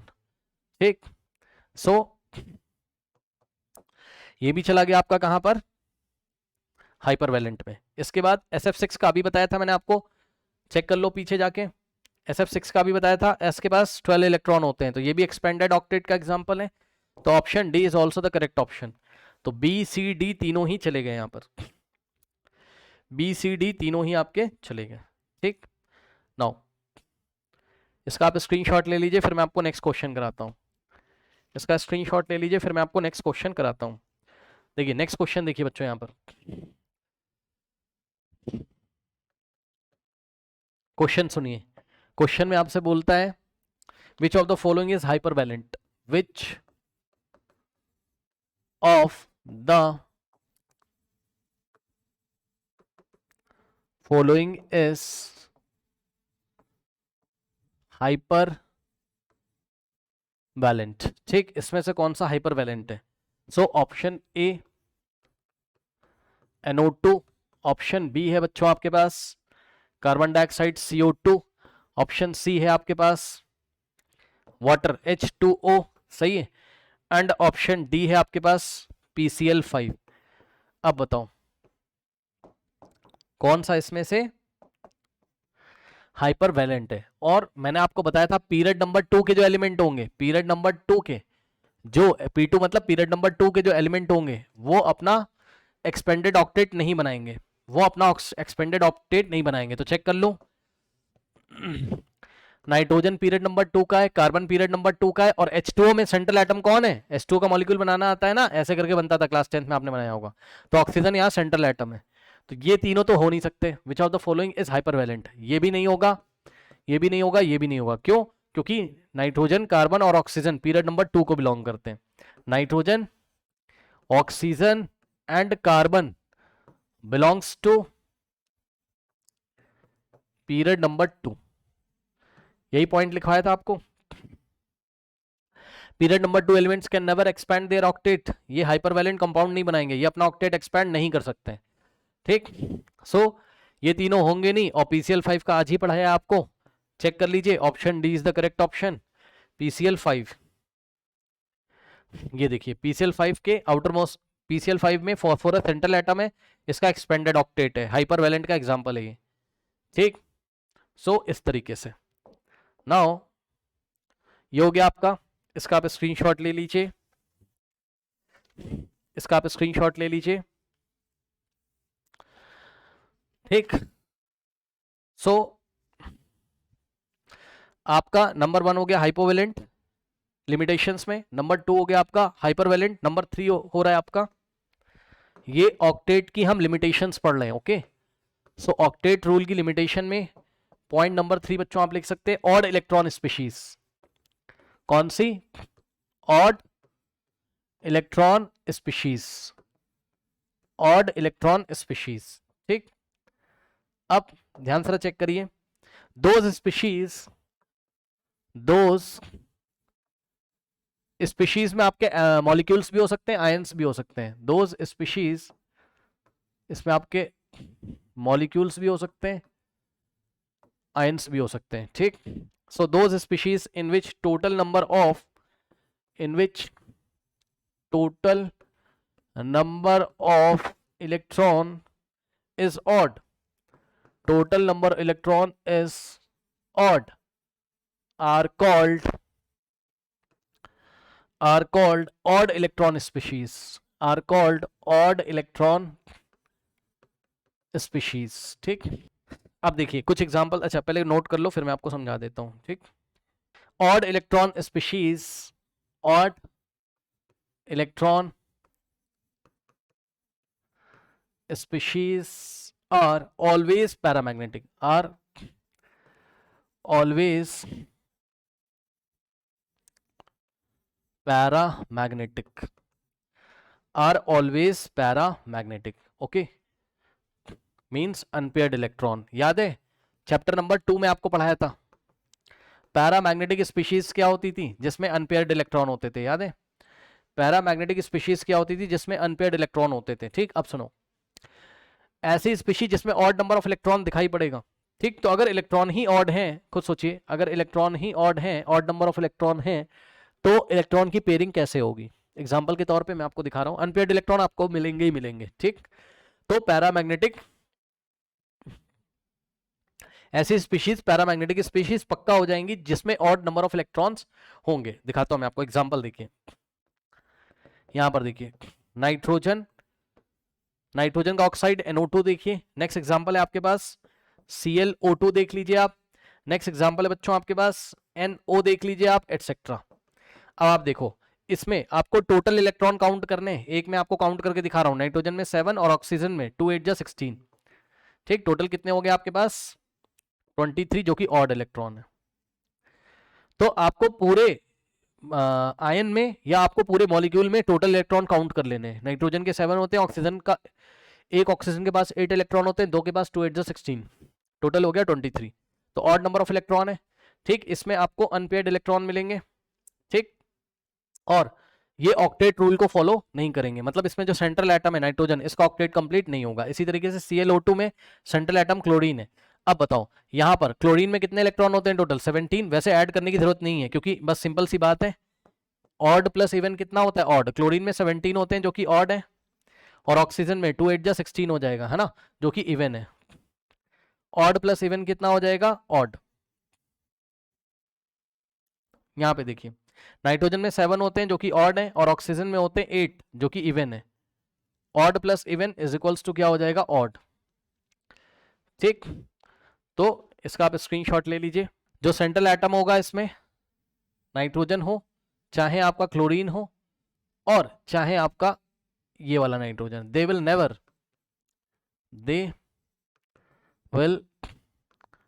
Never complete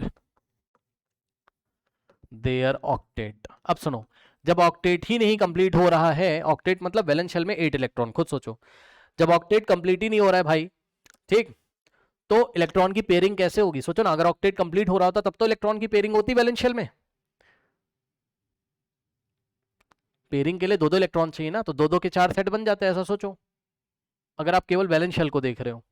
odd number of electron है, पेयरिंग ही नहीं होगी, कोई एक इलेक्ट्रॉन छूट जाएगा।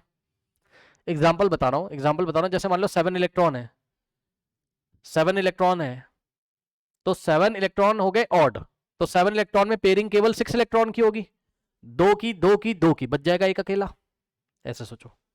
ठीक, तो इसका स्क्रीनशॉट ले लीजिए। नेक्स्ट बच्चों जो लिमिटेशन है आपकी वो है, देखिए अब ऑक्टेट रूल में आपने बेस किसको माना था बताइए? ऑक्टेट रूल में आपने बेस माना था किसको स्टूडेंट्स? यहां पर ऑक्टेट रूल में बेस माना था आपने किसको? नोबल गैसेस को। आपने बोला था नोबल गैसेस का ऑक्टेट कंप्लीट होता है, नोबल गैसेस का ऑक्टेट कंप्लीट होता है, वो स्टेबल होती है, कभी रिएक्शन ही नहीं करेंगी। लेकिन नोबल गैसेस के भी कुछ कंपाउंड ऐसे मिले हैं जो स्टेबल होते हैं और नोबल गैसेस भी रिएक्शन करती हैं। ठीक, so few compounds are known for, few compounds are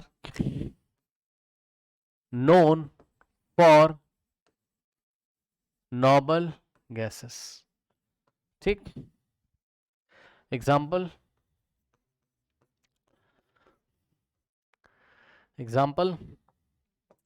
xenon के कुछ कंपाउंड आपको देखने को मिलेंगे, XeO3, ठीक, उसके बाद XeF6, फिर XeF4, ठीक, उसके बाद XeF2,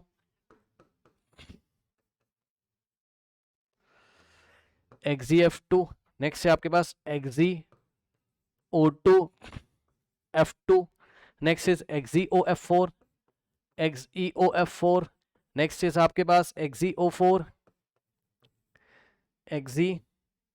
बस एटसेट्रा, काफी इतना, बाकी आप धीरे धीरे पढ़ोगे तो सीखोगे, ठीक है ना।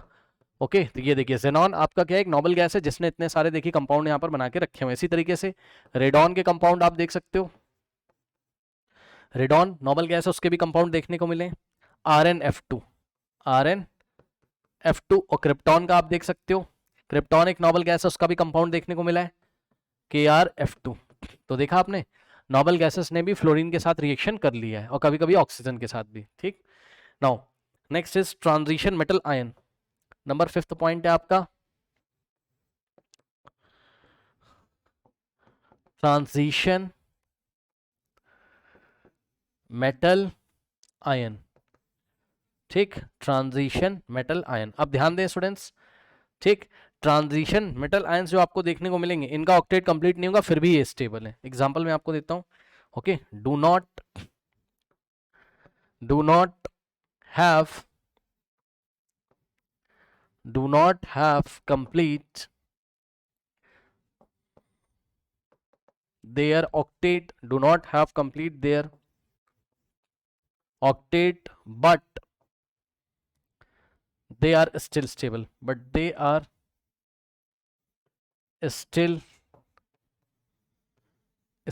एग्जाम्पल के तौर पे ट्रांजिशन मेटल में आप कॉपर का आयन ले लीजिए, तो कॉपर प्लस हो जाएगा आपका क्या, ऑर्गन, कॉपर प्लस आयन। आप देख सकते हो कॉपर ने क्या किया, एक इलेक्ट्रॉन लूज कर दिया तो कॉपर प्लस बनाएगा, और कॉपर प्लस का जो इलेक्ट्रॉनिक कॉन्फ़िगरेशन है बच्चों यहाँ पर वो मिल जाएगा आपको क्या, ऑर्गन और 3d10। अब चेक कर लो भाई 3d में कितना है, 10 है, ठीक है, इसमें ऑक्टेट नहीं कंप्लीट है, चेक कर लो, ठीक है, इसके वैलेंस शेल में ऑक्टेट नहीं कंप्लीट है, ठीक, 3d10 लिखा हुआ है ना, ओके, ऑक्टेट नहीं कंप्लीट होता है इसका, कॉपर प्लस आयन का ऑक्टेट कंप्लीट नहीं होता है, उसके बावजूद भी ये क्या है, स्टेबल है। तो आपको कुछ ट्रांजिशन मेटल आयंस मिलेंगे, कॉपर ट्रांजिशन मेटल है ना, उसका आयन क्या है, कॉपर प्लस आयन, तो ये स्टेबल है बट इसका ऑक्टेट कंप्लीट नहीं है, तो ये भी एक्सेप्शन है यहाँ पर, या लिमिटेशन है। ठीक, इसका स्क्रीनशॉट ले लीजिए, फिर मैं आपको नेक्स्ट बताता हूँ। इसका स्क्रीनशॉट ले लीजिए फटाफट। अब नेक्स्ट देखिए स्टूडेंट्स, नेक्स्ट जो पॉइंट आपको यहाँ पर पढ़ना है वो है आपका क्या, आप इसको बोल सकते हो number 6 point, pseudo इनट configuration, pseudo इनट configuration. अब ये क्या होता है शूडो इनट कॉन्फ़िगरेशन? शूडो मतलब फॉल्स, ये आपने फिजिक्स में भी पढ़ा होगा, शूडो फोर्स। ओके, शूडो मतलब फॉल्स। अब ध्यान से समझो, शूडो इनेट कॉन्फ़िगरेशन में क्या होता है, आपको n-1 में 18 इलेक्ट्रॉन देखने को मिलेंगे। कितने? अब ये क्या बात होगी, दिखाता हूं मैं आपको। 18 - 1 में n-1 में 18 इलेक्ट्रॉन आपको देखने को मिलेंगे, टोटल 18 इलेक्ट्रॉन। अब ये आपको एग्जांपल से समझ में आएगा। ओके, अब देखिए, एलिमेंट्स हो सकते हैं आपके, या आयंस भी हो सकते हैं। एलिमेंट्स या ions having n-1 s2 electrons, n-1 p6 electron, n-1 d10 electron. ठीक है, n-1 s2, n-1 p6, n-1 d10 configuration. ऐसा कॉन्फ़िगरेशन अगर आपको मिलेगा, this configuration are called pseudo inert configuration। तो pseudo inert configuration अगर आपको देखने को मिले, वो भी स्टेबल होता है, उसमें ऑक्टेट कंप्लीट नहीं होता है। जैसे एग्जांपल के तौर पे मान लीजिए आपने देखा Zn2+ आयन का, तो Zn2+ आयन का इलेक्ट्रॉनिक कन्फिग्रेशन पहले मैं करा चुका हूं आपका। क्या हो जाएगा यहाँ पर, इलेक्ट्रॉनिक कन्फिग्रेशन आपने किए हुए neon 3s2, okay, 3p6, 4s0 and 3d10। अब यहाँ पे थोड़ा सा ध्यान से चेक करो बच्चों, ध्यान से। n का वैल्यू कितना है, 4 है भाई। n का मैक्सिमम वैल्यू कितना है, 4 है। आप देख रहे हो n का प्रिंसिपल क्वांटम नंबर मैक्सिमम कितना है, 4 है। तो n अगर 4 है तो 3 कैसा बिहेव करेगा, n-1 जैसा। भाई 3 को आप क्या लिख सकते हो, n-1 यानी कि 4-1 और d10 ये लीजिए। ठीक, ये वाले 3 को आप क्या लिख सकते हो, n-1 और p6, सही है। और ये वाले 3 को आप लिख सकते हो n-1 और s2। अब ध्यान से बच्चों चेक कर लो, यहाँ पे तो n बराबर 4 है, तो 4s0 है। इससे मतलब है नहीं, आपको कैसा दिखना चाहिए था, n-1 s2, n-1 p6 और n-1 d10। तो देख लो, n-1 s2, n-1 p6 और n-1 d10।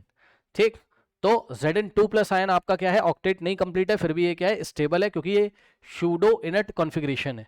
मतलब ऑक्टेट तो नहीं कंप्लीट है, लेकिन वो बिहेव कर रहा है कि ऐसा लग रहा है कि मान लो ऑक्टेट कंप्लीट है।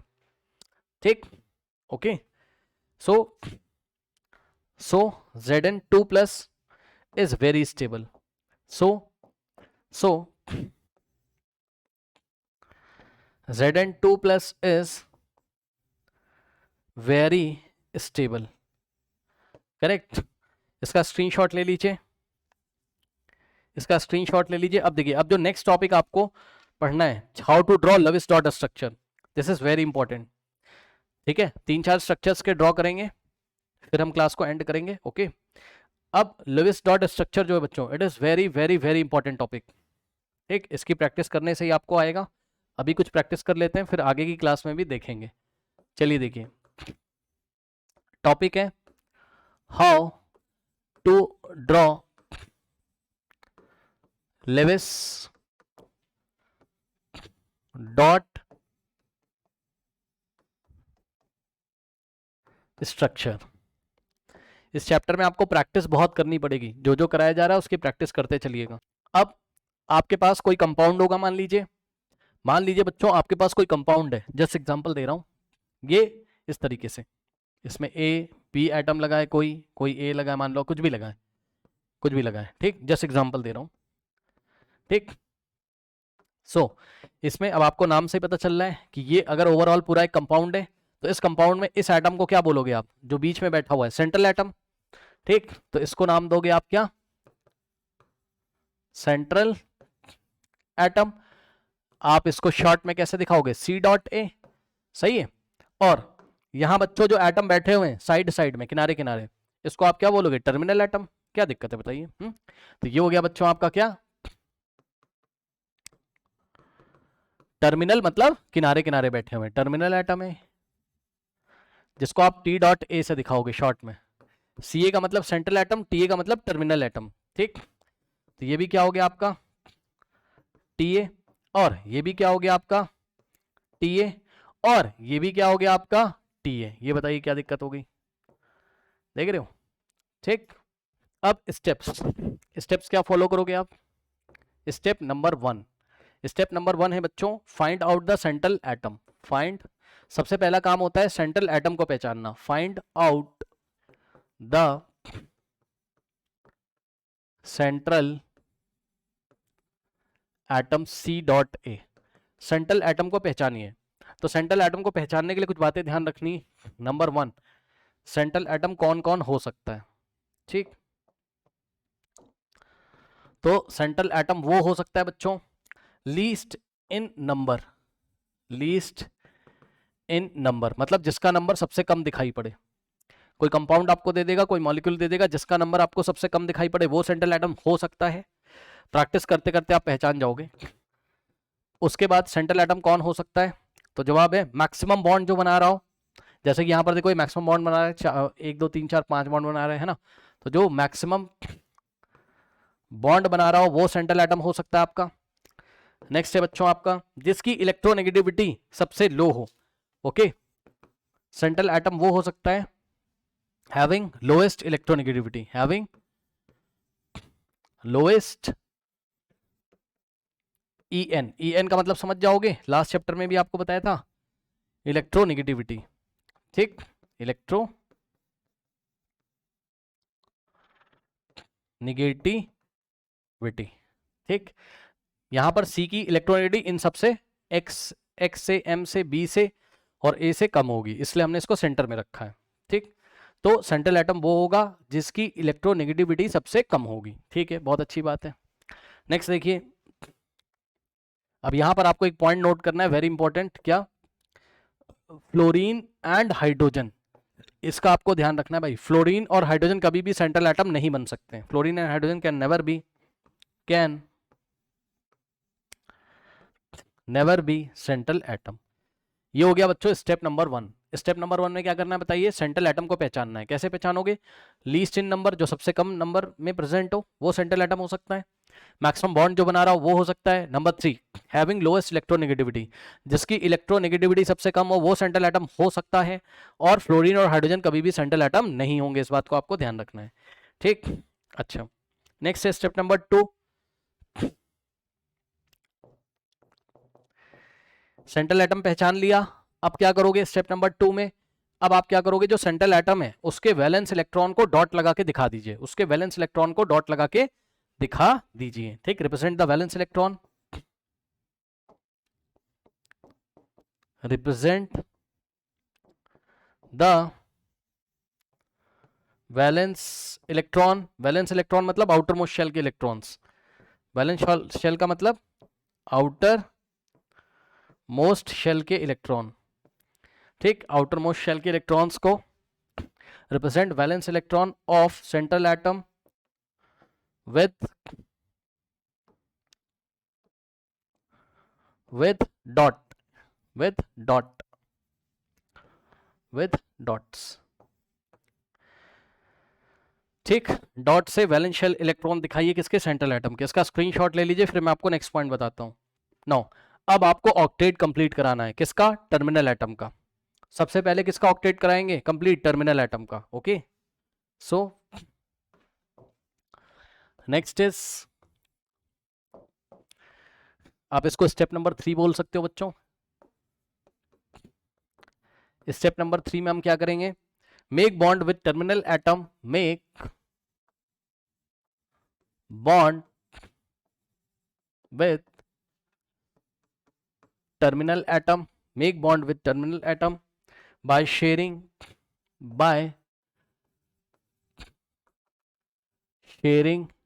electrons such that, by sharing electrons with the central atom,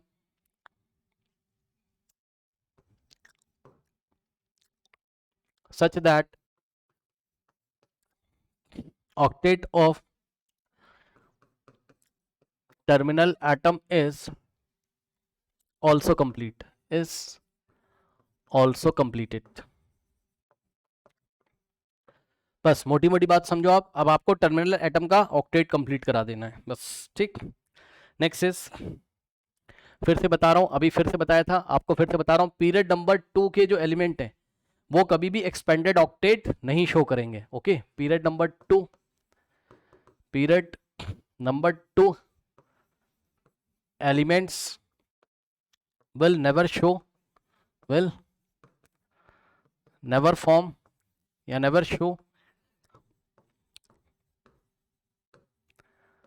expanded octet। ठीक, पीरियड नंबर 2 के एलिमेंट्स एक्सपेंडेड ऑक्टेट नहीं शो करेंगे। ठीक है, चलिए step number 4, step number 4, if the species contain charge then, if the species मतलब कोई polyatomic ion हो जैसे ammonium ion, sulphate ion, if the species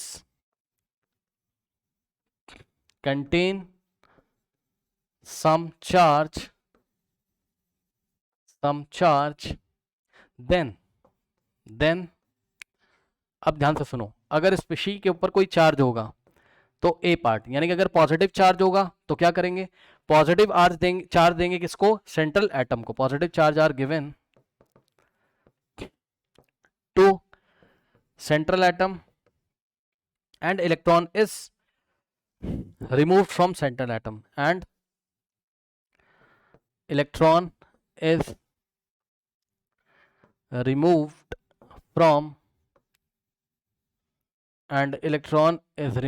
from central atom। ठीक, ध्यान से चेक कर लीजिए, पॉजिटिव चार्ज किसको देना है, अगर आपका पॉलीएटॉमिक कैटायन होगा जैसे अमोनियम आयन। ठीक, तो चार्ज आप किसको दोगे, पॉजिटिव चार्ज आप किसको दोगे, सेंट्रल एटम को, और इलेक्ट्रॉन रिमूव करोगे। भाई रिमूव करोगे तभी तो पॉजिटिव चार्ज आएगा। ठीक, अभी मैं आपको बना के दिखाऊंगा, रुक जाओ। कुछ प्रैक्टिस आज हम करेंगे, कुछ प्रैक्टिस हम नेक्स्ट क्लास में करेंगे। नेक्स्ट है देखिए नेगेटिव। ठीक, तो अगर नेगेटिव चार्ज है तो negative charge given to central atom, negative charge given to central atom, and इस बार क्या करेंगे, electron is added, electron is added to central atom. इस बार सेंट्रल एटम को इलेक्ट्रॉन ऐड करोगे, मतलब जितना नेगेटिव चार्ज होगा उतना सेंट्रल एटम को नेगेटिव चार्ज दोगे और उसमें इलेक्ट्रॉन ऐड करोगे। इलेक्ट्रॉन ऐड करोगे तभी तो नेगेटिव चार्ज आएगा। लेकिन यहां पर एक एक्सेप्शन है, ध्यान से सुनिए। अगर ऑक्सीजन प्रेजेंट है, अगर oxygen as a terminal atom present है, ऑक्सीजन अगर किनारे किनारे कहीं लगा हुआ है तो चार्ज आप किसको दोगे, ऑक्सीजन को दोगे। तब आप चार्ज किसको दोगे, ऑक्सीजन को दोगे, और एक ऑक्सीजन एक ही चार्ज लेगा, यानी कि एक ऑक्सीजन एक ही माइनस चार्ज लेगा। If oxygen is present, note लगा लीजिए यहां, इफ बी पार्ट में, if oxygen atom is present, atom is present as terminal atom, if oxygen atom is present as terminal atom, then negative charge is given to oxygen, then negative charge is given to oxygen, one oxygen gets one negative charge, one oxygen will get one negative charge। ठीक, one oxygen atom will get one negative charge। चलिए अब बनाना शुरू करते हैं, तब समझ में आएगा। चलिए इसका स्क्रीनशॉट ले लीजिए। ठीक है, इन रूल्स का आप स्क्रीनशॉट ले लीजिए। ये रहा आपका पेज नंबर 15, स्क्रीनशॉट ले लीजिए इसका। नाउ अब देखिए क्वेश्चन है आपका, ड्रॉ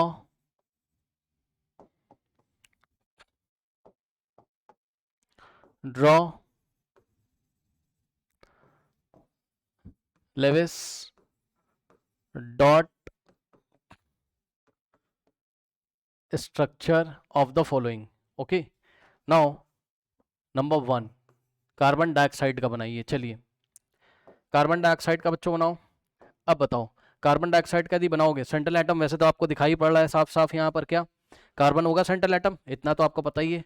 फिर भी आप देख लो कार्बन की संख्या यहाँ कम है, कार्बन 1 है, ऑक्सीजन 2 है, और कार्बन की इलेक्ट्रोनेगेटिविटी लो है। ऑक्सीजन की ज्यादा होती। पॉलिंग स्केल पे आप देख सकते हो कार्बन की इलेक्ट्रोनेगेटिविटी क्या है, लो है, और ऑक्सीजन की इलेक्ट्रोनेगेटिविटी क्या है आपकी, ज्यादा है। तो कार्बन बनेगा आपका क्या, सेंट्रल एटम। कार्बन बनेगा आपका सेंट्रल एटम और ऑक्सीजन बनेगा आपका क्या, टर्मिनल एटम।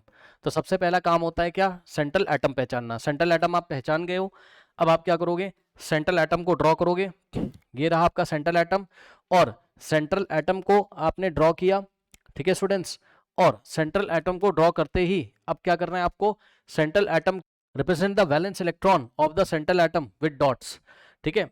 डॉट के साथ सेंट्रल एटम के आउटर मोस्ट इलेक्ट्रॉन को दिखाएंगे। तो कार्बन के आउटर मोस्ट में कितने इलेक्ट्रॉन होते हैं, टोटल 4, तो 4 डॉट लगा दो, 1 2 3 4, 4 डॉट लगा दिए। अब आप बोलोगे दो इधर क्यों लगाए, थोड़ा प्रैक्टिस करते करते आपको भी पता चल जाएगा, क्योंकि हम CO2 का बनाने वाले हैं ना, ऑक्सीजन के आउटर मोस्ट में 6 होते हैं।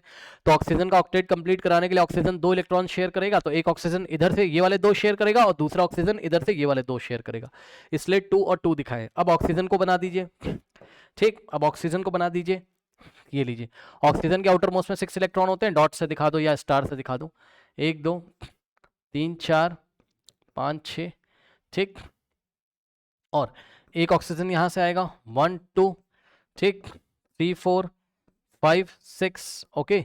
नाउ अब उसने क्या बोला था, उसने बोला था सेंट्रल एटम का ऑक्टेट, सॉरी, उसने स्टेप 3 में बोला था make bond with the terminal atom by sharing electron such that octet of terminal atom is also completed, ठीक। तो आपको क्या करना है, पहले टर्मिनल एटम का ऑक्टेट कंप्लीट करवाना है। किसका ऑक्टेट कंप्लीट करवाना है, टर्मिनल एटम का। ध्यान से चेक करिए, ये देखिए ये ऑक्सीजन है, इसके 6 है और 2 ये, तो हो गया टोटल 8। ये लो भैया, सेंटर का मत कंप्लीट करा देना, पहले टर्मिनल का कंप्लीट कराओगे। तो इसके 6 हैं और 2 यहाँ, ठीक। अब ऐसा करते, आप ध्यान से चेक करो, अब टर्मिनल एटम की क्या हालत हो गई है, CO कार्बन की, यहाँ पे देखिए, लो कार्बन का भी ऑक्टेट यहाँ कंप्लीट हो गया। अगर आप बॉन्ड दिखाओगे, कैसे दिखाओगे, ये आपका कार्बन है, इन दोनों डॉट को ज्वाइन करोगे तो एक बॉन्ड, इन दोनों डॉट को ज्वाइन करोगे दूसरा बॉन्ड, और इधर ऑक्सीजन, इन दोनों डॉट को ज्वाइन करोगे आपका ये, और इन दोनों डॉट को ज्वाइन करोगे आपका ये लीजिए, क्या दिक्कत है। तो ये बन गया आपका CO2 का मॉलिक्यूल का bond structure, C double bond, ये आपका लोएस्ट डॉट स्ट्रक्चर है, और यहाँ bond structure C double bond O double bond O। इसका आप स्क्रीनशॉट ले लीजिए, फिर मैं आपको नेक्स्ट एग्जांपल दिखाता हूँ। इसका स्क्रीनशॉट ले लीजिए, फिर मैं आपको नेक्स्ट एग्जांपल दिखाता हूँ। चलिए देखिए, एग्जाम्पल नंबर B बोल सकते हो, 2 बोल सकते हो, NO2 का बनाना है। अब देखो, पहले हम इसको रॉन्ग करेंगे, पहले हम इसको गलत कर देंगे। चलिए पहले इसको गलत करते हैं। सेंट्रल एटम कौन है यहाँ, नाइट्रोजन। नाइट्रोजन की इलेक्ट्रोनेगेटिविटी ऑक्सीजन से कम होती है, नाइट्रोजन सेंटर में बना दिया। अब नाइट्रोजन के आउटर मोस्ट में कितने इलेक्ट्रॉन होते हैं बताइए, टोटल 5। तो 5 में से आपने क्या किया, एक इलेक्ट्रॉन यहाँ दिया और 2 इलेक्ट्रॉन यहाँ रखे एक ऑक्सीजन के लिए, और दूसरा इलेक्ट्रॉन यहाँ रखा एक ऑक्सीजन के लिए, ठीक। अब ऑक्सीजन की बारी है, तो ध्यान से चेक करो बच्चों, यहां पर ये रहा आपका ऑक्सीजन, 1 2 3 4 5 6, और ये एक ऑक्सीजन है, 1 2 3 4 5 6, करेक्ट। नाउ अब ध्यान से चेक करो बच्चों, यहां पर क्या, ऑक्सीजन 6 और ये 2 8, ठीक। यहां पे देखिए ऑक्सीजन 2 और प्लस, ये लीजिए 6 + 2 8। इस नाइट्रोजन को देखो, इसके कितने हो गए। अब खास बात है, सीखने वाली बात है, इसीलिए पहले हम गलत कर रहे हैं इसको, पहले हम इसको रॉन्ग कर रहे हैं, पहले हम इसको क्या कर रहे हैं, रॉन्ग कर रहे हैं, ठीक। तो देखो नाइट्रोजन के ये ऐसे सर्कल करोगे आप नाइट्रोजन के लिए, और जैसे ही आप ऐसा करोगे बच्चों, तो नाइट्रोजन के आ जाएंगे कितने इलेक्ट्रॉन, यहां पर चेक कर लो, 1 2 3 4 5 6 7 8 9। नाइट्रोजन के पास 9 इलेक्ट्रॉन हो गए, हाइपरवैलेंट हो गया, ठीक। एक्सपेंडेड ऑक्टेट हो गया, एक्सपेंडेड ऑक्टेट हो गया, तो रॉन्ग हो गया। क्यों, क्योंकि नाइट्रोजन बिलोंग करता है किसको, नाइट्रोजन बिलोंग करता है किसको, पीरियड नंबर 2। पीरियड नंबर 2 के एलिमेंट कभी भी एक्सपेंडेड ऑक्टेट नहीं बना सकते हैं, तो ये हो गया रॉन्ग। तो आपने बनाने की कोशिश करी लेकिन हो गया क्या, रॉन्ग, तो कट लगा देंगे इस पे, ठीक। ये गलत हो गया, कोई बात नहीं, गलत हो गया तो हो गया। अब ध्यान से चेक करो, तो इसका आपको थोड़ी बहुत प्रैक्टिस करनी पड़ती। अब हम क्या करेंगे, यहाँ पर ध्यान से चेक करिए, क्या इसको, इसमें हम थोड़ा सुधार करेंगे। किस तरीके से, नाइट्रोजन 1 डॉट, 2 डॉट इधर और 2 डॉट इधर, ठीक। उसके बाद ये हो गया आपका ऑक्सीजन, यहाँ पे 1 2 3 4 5 6, उसके बाद यहाँ पे 1 2 3 4 5 6। अब होता क्या है थोड़ा समझिएगा, होता क्या है यहाँ से नेटिव बॉन्ड का जो है थोड़ा सा एग्जांपल स्टार्ट होता है, धीरे धीरे आप चैप्टर में आगे पढ़ोगे, ज़्यादा टेंशन मत लो। होता क्या है ध्यान से सुनो, ये नाइट्रोजन क्या कहता है, कहता है मेरे दोनों इलेक्ट्रॉन तुम शेयर कर लो, कोई बात नहीं। ये नाइट्रोजन क्या कहता है कि मेरे दोनों इलेक्ट्रॉन तुम शेयर कर लो ऑक्सीजन से। तो ये नाइट्रोजन ऑक्सीजन के इन दोनों को नहीं शेयर करता है, लेकिन अपने जो है इसको शेयर करवा देता है, ठीक। तो ये दोनों जो इलेक्ट्रॉन है, ये वाले दोनों है ना, ये ऑक्सीजन को कहता है भैया लो, ठीक है। तो अब कैसे बनेगा, यहाँ पे चेक करो, ये नाइट्रोजन का 1, ठीक, और ये वाला ऑक्सीजन को ऐसे ही कंप्लीट कॉपी कर लीजिए, ठीक है। नाउ अब थोड़ा ध्यान से चेक करोगे क्या आप, ये वाले एरो जो आपने यहाँ पे लगाए, इस एरो पे ही ये दोनों इलेक्ट्रॉन है, ये लो, ये हमने जानबूझ के आपको इस तरीके से दिखाया। तो ये नाइट्रोजन के इलेक्ट्रॉन है जो कि ऑक्सीजन को शेयर करवा रहा है, और ऑक्सीजन के 1 2 3 4 5 6। अब आप चेक कर लो, ऑक्सीजन का ऑक्टेट कंप्लीट हो जाएगा 1 2 3 4 5 6 7 8, और इस ऑक्सीजन का भी ऑक्टेट कंप्लीट है 1 2 3 4 5 6 7 8, और नाइट्रोजन की भी बात बन गई, कैसे 1 2 3 4 5 6 7, अब कोई बात नहीं 7 हो रहे, कोई बात नहीं है। नाइट्रोजन बस एक्सपेंडेड ऑक्टेट नहीं बनाना चाहिए, नहीं बना रहा है, कोई दिक्कत नहीं है, ठीक, कोई दिक्कत नहीं। तो इस तरीके से इसको दिखाते हैं, इसको अगर और अच्छा करोगे तो ये ऐसे दिखाई पड़ेगा, देखो ध्यान से कैसे, इन दोनों डॉट को ज्वाइन कर दो एक बॉन्ड, इन दोनों डॉट को ज्वाइन कर दो एक बॉन्ड, ये ऑक्सीजन और 2 इलेक्ट्रॉन ये वाले बचे, 2 इलेक्ट्रॉन नीचे बचे, और एक डॉट ऊपर ये वाला बचा, ऐसे एरो लगा दिया जिसपे 2 इलेक्ट्रॉन है ना, और ये हो गया ऑक्सीजन, और ऑक्सीजन के आउटर मोस्ट में हो गया आपके पास 6, 1 2 3 4 5 6। ये वाला आपको समझ में आया, नाइट्रोजन ने अपने दोनों इलेक्ट्रॉन तो उसको शेयर करा दिए, लेकिन नाइट्रोजन ने ऑक्सीजन के इधर से 2 इलेक्ट्रॉन नहीं शेयर करे, उधर से करें, इधर से नहीं करें, ठीक, ओके। इसी को आप नेटिव बॉन्ड भी बोलते हो, अभी और पढ़ाया जाएगा आगे जाके, टेंशन मत लो आप। इसका आप स्क्रीनशॉट ले लो, फिर मैं आपको नेक्स्ट एग्जांपल देता हूँ, स्क्रीनशॉट ले लीजिए। चलिए अब नेक्स्ट देखिए, नेक्स्ट एग्जांपल है आपका SO3 सल्फर ट्राइऑक्साइड, ठीक। तो चलिए बनाते हैं, सबसे पहले हमने बनाया सल्फर सेंटर में, ठीक, और सल्फर के आउटर मोस्ट में 6 इलेक्ट्रॉन होते हैं, पता है आपको, इलेक्ट्रॉनिक कॉन्फ़िगरेशन 286, दो इधर बनाया और 2 इधर बनाया, और ऑक्सीजन 3 ऑक्सीजन आप दिखाओगे, ठीक। नाउ एक ऑक्सीजन आएगा आपका इधर, ठीक, एक ऑक्सीजन आएगा इधर, और एक ऑक्सीजन आएगा आपका इधर, 1 2 3 4 5 6, 1 2 3 4 5 6, इधर 1 2 3 4 5 6, सही है। अब आप चेक कर लीजिए बच्चों यहाँ पर ध्यान से, ये ऑक्सीजन का ऑक्टेट कंप्लीट, सही है। सबसे पहले टर्मिनल एटम्स का कराओगे ना, और सल्फर को बीच में क्यों रखा, कि सल्फर का नंबर कम है, और बस यही है, सल्फर का नंबर कम है, क्या दिक्कत है बताइए। और उसके बाद सल्फर की इलेक्ट्रोनेगेटिविटी ऑक्सीजन से कम होती है, देख लीजिएगा पॉलिंग स्केल पे। नाउ अब यहाँ पे देखिए इस तरीके से, ये टर्मिनल एटम का ऑक्टेट कंप्लीट हो गया, टर्मिनल एटम्स का ऑक्टेट कंप्लीट हो गया। नाउ अब सल्फर का कितना हो गया, 1 2 3 4 5 6 7 8 9 10 11 12, कोई दिक्कत नहीं है। सल्फर तो ऑक्टेट एक्सपैंड कर सकता है, सल्फर ग्रुप नंबर 2 का एलिमेंट थोड़ी ना है, सॉरी ग्रुप नंबर 2 कह रहा हूँ, पीरियड नंबर 2 का एलिमेंट थोड़ी ना है सल्फर, ठीक। सो इस तरीके से, तो यहाँ से आप बनाओगे तो क्या बनेगा S, और देखो इन दोनों डॉट को ज्वाइन करोगे तो ये, और इन दोनों डॉट को ज्वाइन करोगे ये, S डबल बॉन्ड दो, यहाँ से एक बॉन्ड, इन दोनों डॉट को ज्वाइन करोगे एक बॉन्ड, ये लीजिए, ठीक। इस तरीके से इसका बॉन्ड स्ट्रक्चर बन गया है, स्क्रीनशॉट आप इसका ले लीजिए, फिर मैं आपको 2 एग्जांपल और देता हूँ। नेक्स्ट देखिए स्टूडेंट्स, नेक्स्ट एग्जांपल है आपका ammonium NH4 plus ion, ammonium ion, ठीक। सो अमोनियम आयन किस तरीके से बनाओगे, अब ये खास है, ये खास है, क्यों खास है, क्योंकि ध्यान से चेक करिए बच्चों यहाँ पर, ये आपका क्या है, पॉली एटॉमिक आयन है, क्या है, पॉली, ये मॉलिक्यूल नहीं है, पॉली एटॉमिक आयन है, और पॉली एटॉमिक आयन के ऊपर चार्ज है, और चार्ज का आपको स्पेशल पढ़ाया हुआ है, ध्यान से चेक कर लो, इस पे पॉजिटिव चार्ज है, अगर पॉजिटिव चार्ज है तो क्या रूल है, अगर पॉजिटिव चार्ज है तो positive charge given to central atom, charge किसको देना है, पॉजिटिव वाला सेंट्रल एटम को देना है, electron is removed from the central atom, central atom से इलेक्ट्रॉन रिमूव करना है, ठीक। तो इधर ध्यान से चेक करो, नाइट्रोजन के आउटर मोस्ट में कितने इलेक्ट्रॉन होते हैं? हाँ 5 होते हैं वैसे तो, याद है ना। नाइट्रोजन का इलेक्ट्रॉनिक कन्फिगरेशन 2,5, आउटर मोस्ट में 5 इलेक्ट्रॉन है, तो एक इलेक्ट्रॉन रिमूव करोगे आप, क्या करोगे? -1 इलेक्ट्रॉन। क्यों सर? क्योंकि एक पॉजिटिव है, 1 पॉजिटिव तो 1 इलेक्ट्रॉन रिमूव करेंगे, 2 पॉजिटिव होगा 2 इलेक्ट्रॉन रिमूव करेंगे, 3 पॉजिटिव है 3 इलेक्ट्रॉन रिमूव करेंगे, ठीक। सो 1 इलेक्ट्रॉन रिमूव करके अब नाइट्रोजन के आउटर मोस्ट में कितने माने जाएंगे? 4, ठीक। तो ये चीज है। और चार्ज किसको दोगे? चार्ज दोगे आप सेंट्रल एटम को, मतलब चार्ज आप सेंट्रल एटम पे मानोगे, ठीक। चार्ज आप सेंट्रल एटम पे मानोगे। चलिए स्टार्ट करते हैं। तो ध्यान से चेक करिए, ये लीजिए नाइट्रोजन बनाया, नाइट्रोजन के आउटर मोस्ट में अब 4 इलेक्ट्रॉन मानने पड़ेंगे आपको। तो एक यहां बनाया, ठीक, दूसरा यहां बनाया, ये हो गया थर्ड, और ये हो गया आपका फोर्थ। इसके बाद नेक्स्ट देखिए हाइड्रोजन। तो हाइड्रोजन, ये हाइड्रोजन के आउटर मोस्ट में एक इलेक्ट्रॉन,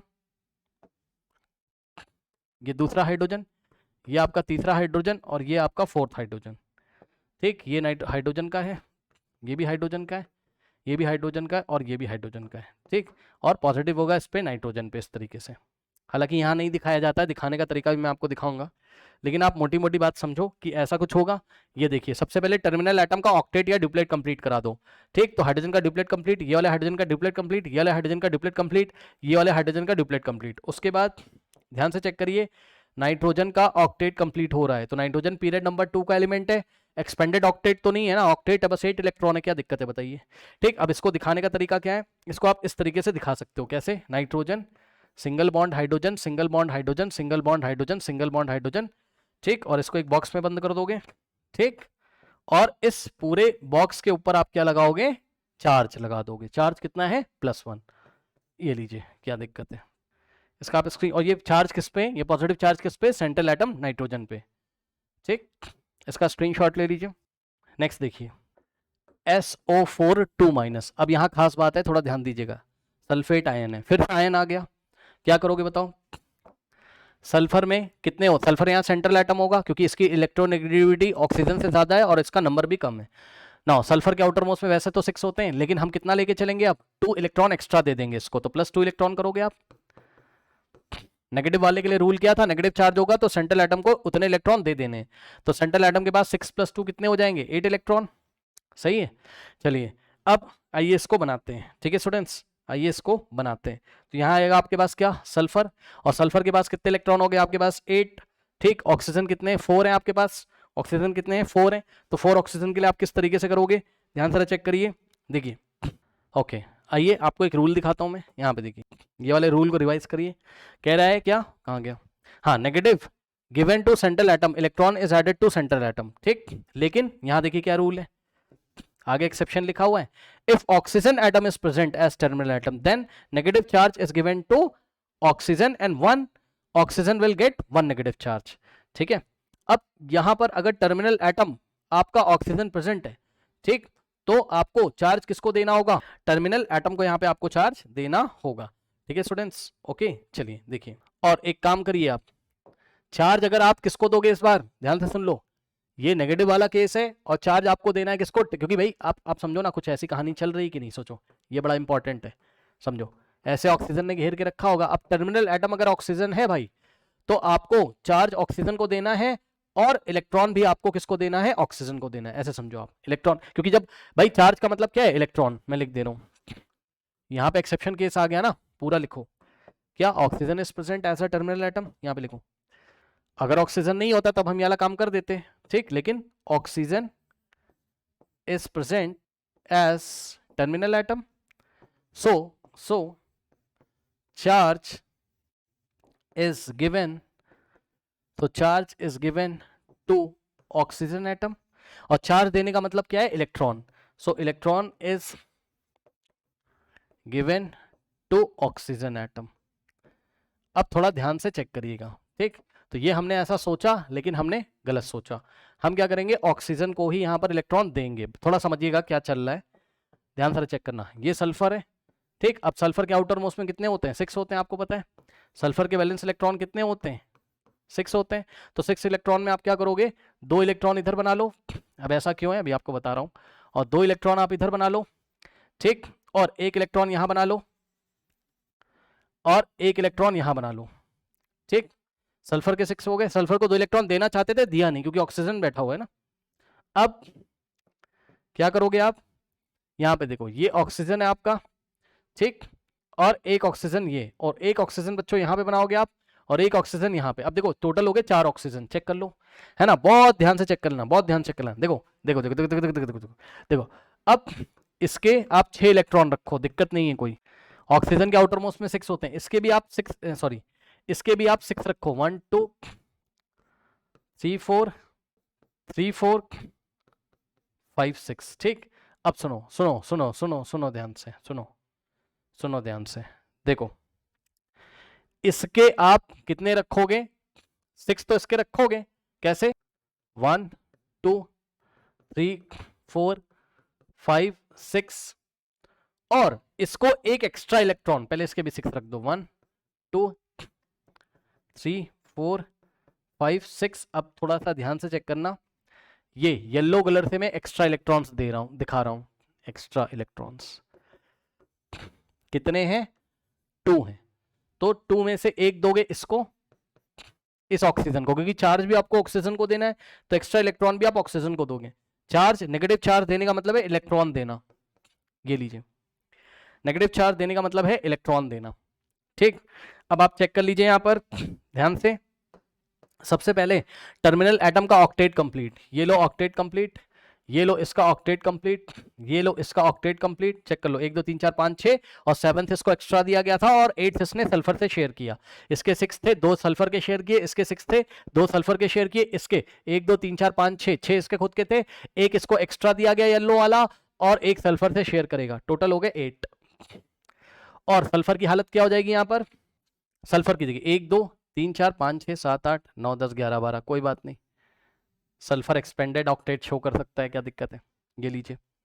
अब इसका बॉन्ड स्ट्रक्चर बनाओगे तो क्या हो जाएगा, यहाँ पे देखिए, इन दोनों डॉट को ज्वाइन करोगे एक बॉन्ड, इन दोनों डॉट को ज्वाइन करोगे दूसरा बॉन्ड, ठीक, इन दोनों डॉट को ज्वाइन करोगे एक बॉन्ड, इन दोनों डॉट को ज्वाइन करोगे दूसरा बॉन्ड, एक ऑक्सीजन इधर एक ऑक्सीजन इधर, ठीक। इन दोनों डॉट को ज्वाइन करोगे सिंगल बॉन्ड, और ओ के ऊपर क्या आएगा, माइनस, समझ गए, क्योंकि इस ऑक्सीजन को एक्स्ट्रा इलेक्ट्रॉन दिया है। इन दोनों को ज्वाइन करोगे तो एक बॉन्ड और O, और ये एक्स्ट्रा इलेक्ट्रॉन की वजह से माइनस, ये लीजिए बन गया, क्या दिक्कत है, ये सल्फेट का आपका बन गया, ठीक। अब इसकी और भी प्रैक्टिस यहां पर करनी है, इसको हम नेक्स्ट क्लास में करेंगे, ठीक है स्टूडेंट्स। अब आप इसका स्क्रीनशॉट ले लीजिए और पीडीएफ में आपको भेज देता हूं, इसका स्क्रीनशॉट ले लीजिए, पीडीएफ में आपको भेज देता हूं, हम नेक्स्ट क्लास में करेंगे, ओके। आप जा सकते हैं, जाइए।